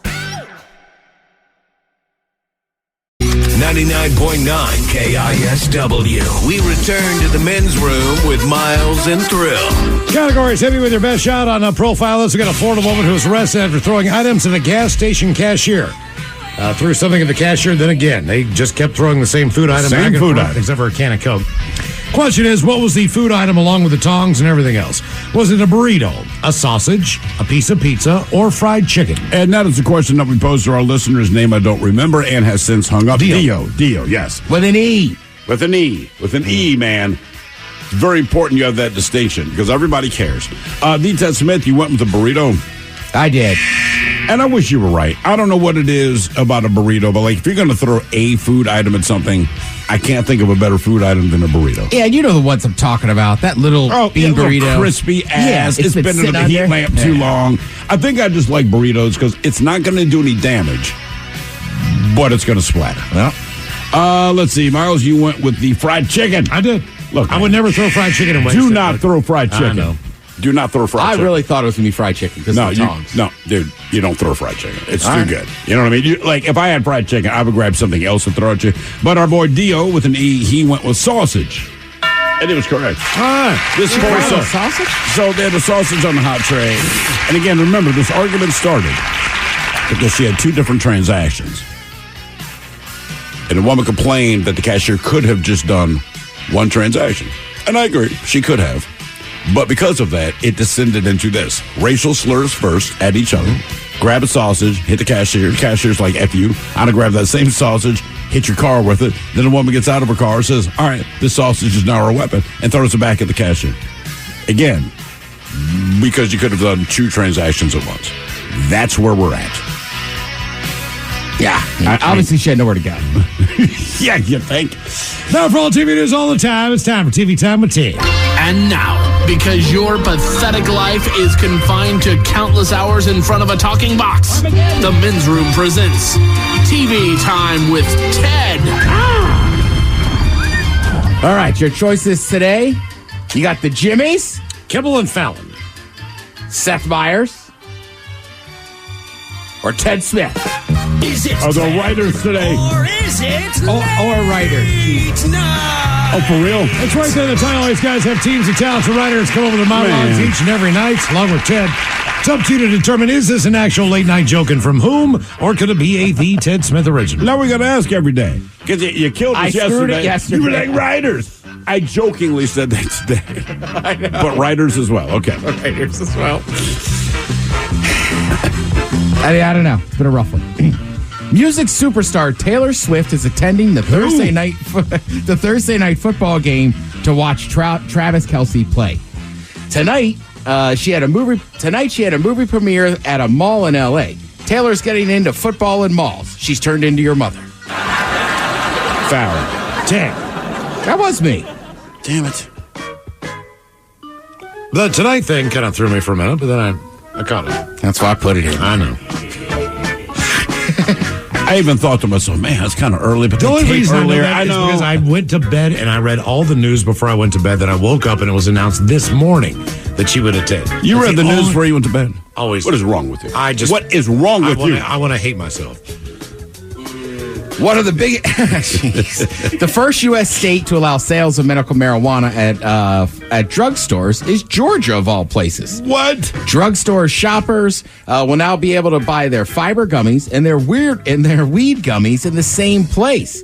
And if you thought the line at the pharmacy was slow before, Seth Meyers, Kibble. The first U.S. state to allow sales of medical marijuana at regular pharmacies will be Georgia, of all places. Drugstore shoppers in Georgia will be able to buy their fiber gummies and their weed gummies at the very same place. And if you thought the line at the pharmacy window was slow before, wait till... That is kind of wild, Georgia. I would never have guessed that. Nah. Medical. One of the biggest events of the year is the new Taylor Swift Eras movie opened in Los Angeles, and it premiered to thousands of fans at a giant mall. That's how powerful Taylor Swift is. In 2023, she can get people to actually go to a mall. Kimmel. Not Fallon. That's Fallon. Everyone is talking about this. One of the biggest events of the year, the new Taylor Swift Eras movie opened in Los Angeles, and it premiered to thousands of fans at a giant mall. Yeah, that's how powerful Taylor is. In 2023, she can get people to a mall. I will say that I used it. He used it's funny, but also that's the Grove or whatever in LA. It's like a super famous. I know exactly what you're it's not talking like about. Right. The normal mall. Go to a mall though. I went to one this summer to get some stuff. I was like, oh, it's kind of weird. I forgot. It's a fun environment. They got massage chairs. Yeah. All right, you could buy stuff and take it home. Food court, brother. You have plans this weekend? Let's go to the mall. Apple CEO Tim Cook says he starts each morning by reading hundreds of customer feedback emails before going to the gym. Oh, wow. Sounds like Tim Cook and I have something in common. We both like to lie. Myers. Yeah, that's According to a new report, Apple CEO Tim Cook starts his day by reading hundreds of customer feedback emails before going to the gym. Oh, wow. Sounds like Tim Cook and I have something in common. We both like to lie. Hundreds? You don't. Right. I don't think the CEO of any company is not reading customer complaints. I agree. Like, if you're the CEO, look, even if you're a great CEO, everyone assumes you're the dirtbag scumbag. You don't need to read it. You have people that do that, and then they'll filter the legitimate crap to you, right? Right, and it's Apple, right? You know what I mean? I bet the average person that works in an Apple store has no chance of ever meeting him. Hell no, right? And that would be a CEO thing. Like, wow, he's actually in one of the stores, or whatever. So the shock to me, it's like, oh, but I get up and read the feedback. Like BS. Right? How's it even getting to you? You're a damn Tim liar. Cook. I will say this: the first thing I do when I get into work, and this is honest to God true, read all the emails that came in. Sure. Difference is, we're not Apple, we're not worldwide, we're not worth $100 billion frickin' dollars. Most people, I think, when they get into work, first thing they do is read emails. Do you think that our CEO, Harry Connick Jr. looking mofo, right? He gets emails, but I bet you he looks, who is it from? So if it's from A.E. Dave, he'll read it. If it's from me, he's not. If it's from the average listener, he's not. Right. There's no chance you read those things. Come on. He looks like Harry Connick Jr. I'm sorry. So we all remember the Oscars last year where Chris Rock made the joke to Jada Pinkett Smith, and then Will Smith went up there and slapped him. Let's frame it correctly. He made the joke. People chuckled. Jada rolled her eyes, which they showed on the big screen. Will was chuckling as she was rolling her eyes. And when he realized she was rolling her eyes, then he went up and slapped him. Yeah, sorry, I just got to throw that in there. Well, it's all basically for nothing. Jade is promoting her new memoir, Worthy. And basically... new memoir, My Hair. In which she reveals they've been living separate lives since 2016. That's 7 years. Right. She said they're not divorced. They aren't planning, or they're not planning to file, but they're no longer romantically together. Now, listen, if you look up, or you know the news, right? Remember where she had her entanglement with August Allison? Yeah, I do remember that. Right. And it's like, first of all, don't call it an entanglement. Right. You got busted cheating. What happened last night? I got entangled. Yeah. So she was on the Today Show yesterday talking to Hoda. JD said they weren't ready because, quote, we're still trying to figure it out between the two of us how to be in a partnership.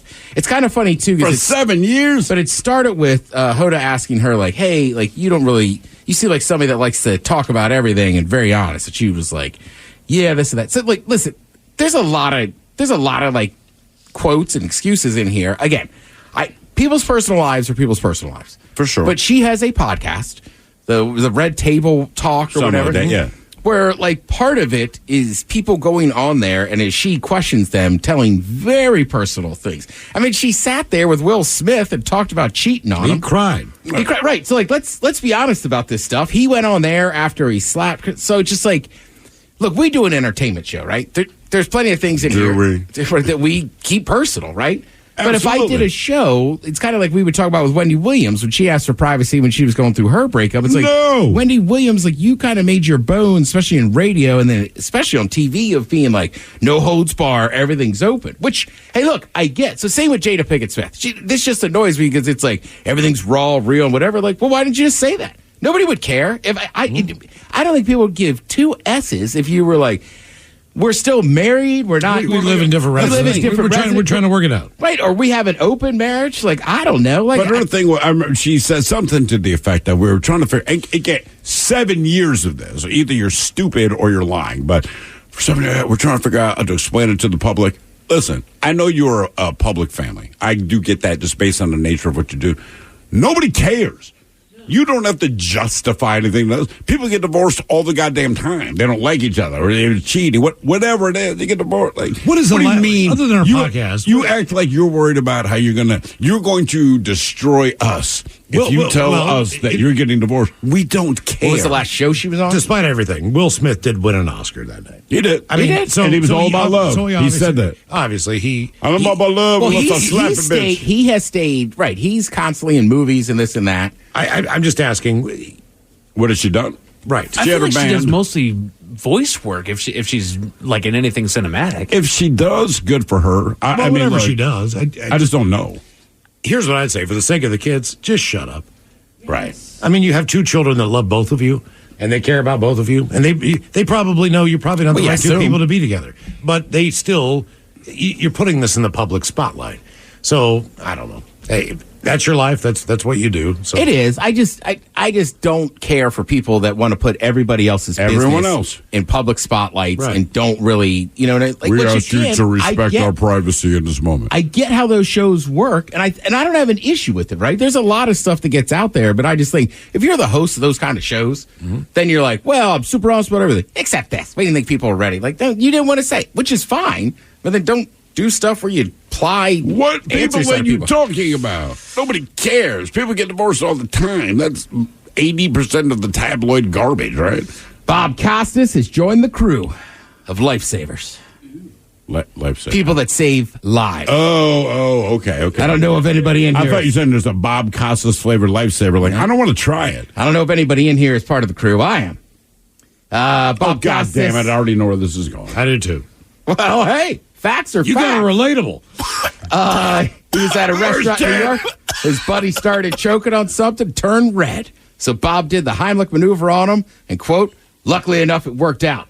I don't know if I saved his life, but I saved him considerable discomfort. That's for sure. Okay. Bob, you take credit. We save lives. Okay. Hang on. One more thing. Bob doesn't think it's that big of a deal. He really feels he was just about anybody else who was in a similar situation. I think the biggest public... It's a big deal if you save someone's life. The biggest public service announcement that you could help everyone with is they say, like, hey, cut up your kids' hot dogs. Yeah. They can choke on a hot dog. Like, that can happen. Like, chew your food. There's all kinds of things. your mom and her garlic knots. I just want to know, what was this guy eating? So the next time I put that in my mouth, I'm cognizant of the fact that this is a chokeable item. Anything's chokeable. Yeah.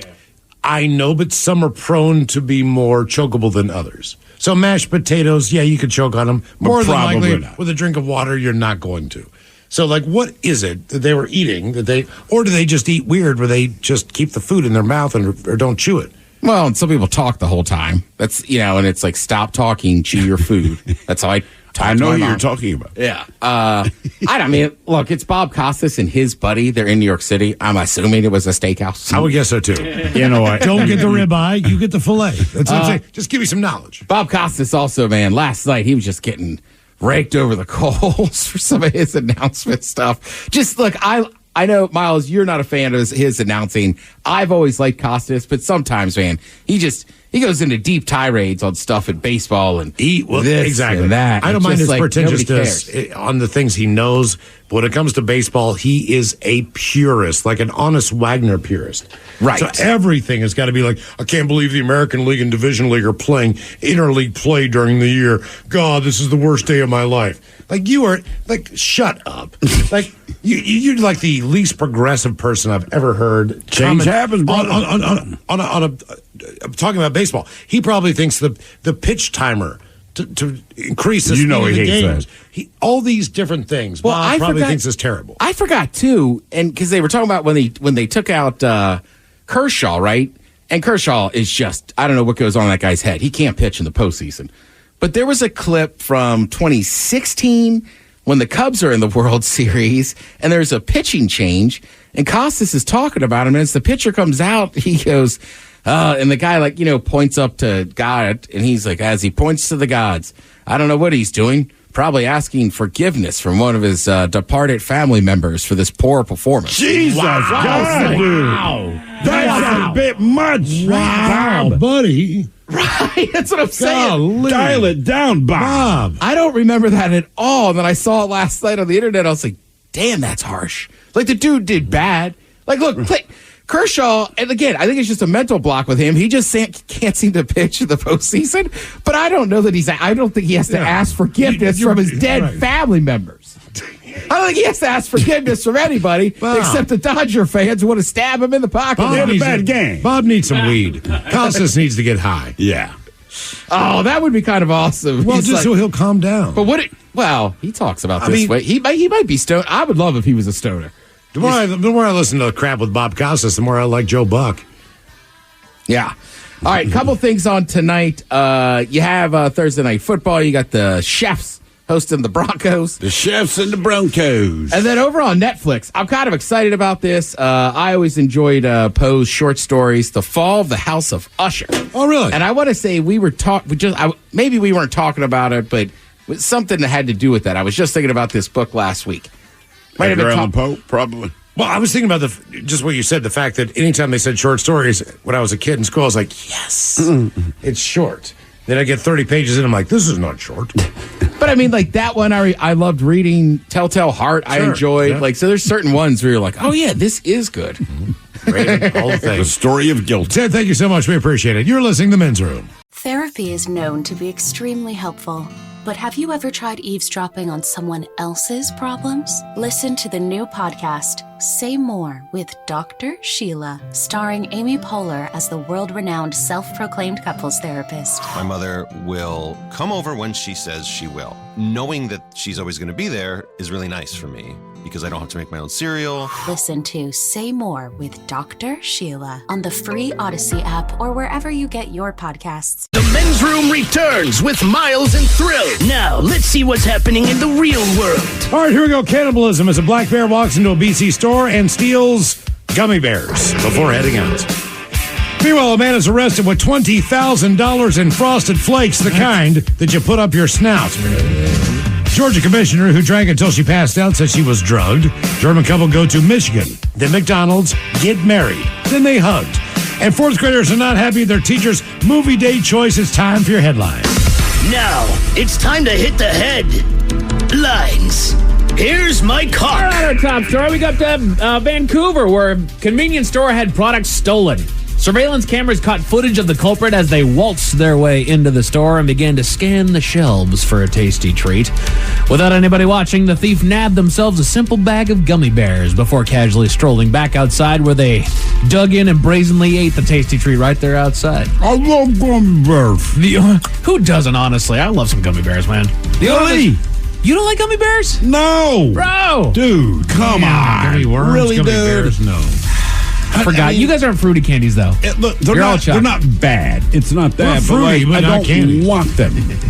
I'm with you, Mike. I like them. Thanks, man. I like him. I think any. That's why your I'm dentist. Ted the bear. That's why your dentist likes you. Dressed as a bear, broke into a place and stole it. The owners of the store aren't too concerned, however, not because they're out just simply 70 cents, but because the bigger incident avoided was the fact that the thief was a bear that had lumbered its way inside without much incident. Which, to be honest with you, with as much much damage that bears can just accidentally do because they're that friggin' powerful, to just waltz in and go, gummy bears, and just grab one real quick and then What are take you gonna off. do? Don't take those. Right, like, shoot, that's protection and taxes. You go right ahead, dude. You want to be our watchdog and keep the other thieves at bay? Have at it, dude. That's true. No one else is going to rob your place as long as a bear is actively robbing your place. Right? You might brave a spot that's got a dog. If they've got a watch bear, hell no. In other news, down in Texas, authorities found drugs in a car that can only be described as great.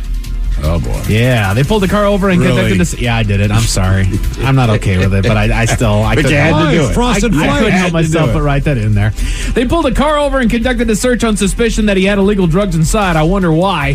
The search revealed $10,000 cash inside of a headphone box, as well as 2 kilos of cocaine inside of a Frosted Flakes box, which, again, sacrilege. How big is 2 kilos?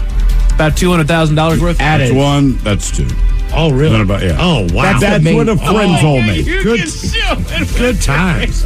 Well, I mean, it's not hard to I know what admit it. I know a kilo of cocaine. That's a lot but of also, it's like if you ever watch any show, I mean, that's how you move cocaine. Just a I mean, brick, it's right? literally, they call them bricks. Right. Like, and I And say the- this all the time. and the People bricks are laugh until they realize I'm telling the truth. I said, in the U.S., we still use the standard system. Rest of the world goes metric. Right. If you want to find someone in the U.S. that knows the metric system, Find they a drug can- dealer. Find a drug dealer. Right. They can convert it to standard Because even in back a in the heartbeat. even with weed, it's all in grams. They do grams, but we'll go Grams, ounces. Right. Then But you get to typically, pounds. Yeah. But if you're doing a big purchase, it'd be in ounces. Anything less, they go. But every other drug they measure in kilos. Like drug dealers know the metric system. Oh, yeah. You know why? Because they're international business people. Exactly. I was about to say that's because that they're is coming from why. places that use the metric system. Yes. Odd story out of Miami as a teacher decided to mail in a school day. We can all share in the collective excitement of the days that we'd walk into our classrooms and see that the TV card had been rolled into the class. Yes. Meaning we were going to sit back, relax, and watch a movie for the day. My favorite was always on the science days when they bring in Mythbusters. He would just play episodes guys of got Mythbusters. Mythbusters. Yeah, damn right we did, Man. dude. Those were the best days. I loved Mythbusters. You had Mythbuster days? Yeah. We also had Magic School Bus from time to time, too. They got paid for that. They did. And they got Good teachers. 2 months off. Okay. Damn right. Yeah. Damn right. The teacher in this case gave the class the opportunity to choose the movie that they would watch, and the fourth graders picked a movie featuring a familiar character, Winnie the Pooh. Sure. All right. Only this one came with the subheading Blood and Honey. Yep, I was going to say. It's That's not the one. The recent horror adaptation featuring the kid's character. Now, it's not actually Winnie the Pooh. It's killers that are dressed up like Winnie the Pooh, if I'm not mistaken. It's on Peacock. I want to go watch it. Parents received complaints from the kids saying that despite their repeated objections to watching the movie, they were still subjected to roughly 30 minutes of the program before it was turned off. I can't imagine Also, it took the that kids long. got to pick that movie. Right. But they didn't know. They didn't know. That was the It's thing. called Blood and Honey. And he said that like half hour in, the kids were like, "Can you please turn this off?" Right. Yeah, they How were old are young they? kids. They saw Fourth Winnie the grade. Pooh. They were So like, 9, Winnie. 10. Yeah, And, that's- and with a horror movie, a lot of them just kind of get the action out there right there in the open at first. Within the first 5 minutes, somebody's getting gutted. I can guarantee it. Yeah, that's how that works. Men's Room Sports. MLB playoffs continue. Atlanta is in Philadelphia for Game 4, where the Philadelphia Phillies currently lead 2-1, and that is in the bottom of the third. Meanwhile, over on college sports, I know that over on Fox Sports 1, West Virginia is in Houston. Miles, how are we looking on that game, boss? I wouldn't know, but I would say with 13 minutes and 6 seconds in the third quarter that the Mountaineers are winning 16-14 over the Cougars and not the real ones. That would you're be guessing. That'd You're be guessing. a good guess. That'd be a good guess. Also, we have NFL 17, football 14. on Amazon. The Denver Broncos are in Kansas City taking out on the Chiefs. That is currently on. Also, your Seattle Kraken in Nashville taking on the Predators. That's over on Root Sports as well. That is all your sports that is on tonight, and that is it for your headlines. With that, Mike Hawk is out. We'll see you finally for a Friday. Ted versus the FCC and a Bad Choice Friday. Lovely Taryn Daly is up next. Yes, indeed, it's all true, but in the meantime, well, we'll be all about this bitch for 180 seconds or so. So until then, please do what you do best. And for Aletha's sake, stay beautiful. The Men's Room has been taped before a live studio audience. Wardrobe and makeup provided by Mantastic Limited. This has been a presentation of the Men's Room Radio Network. Oh, man! A Double Flush production.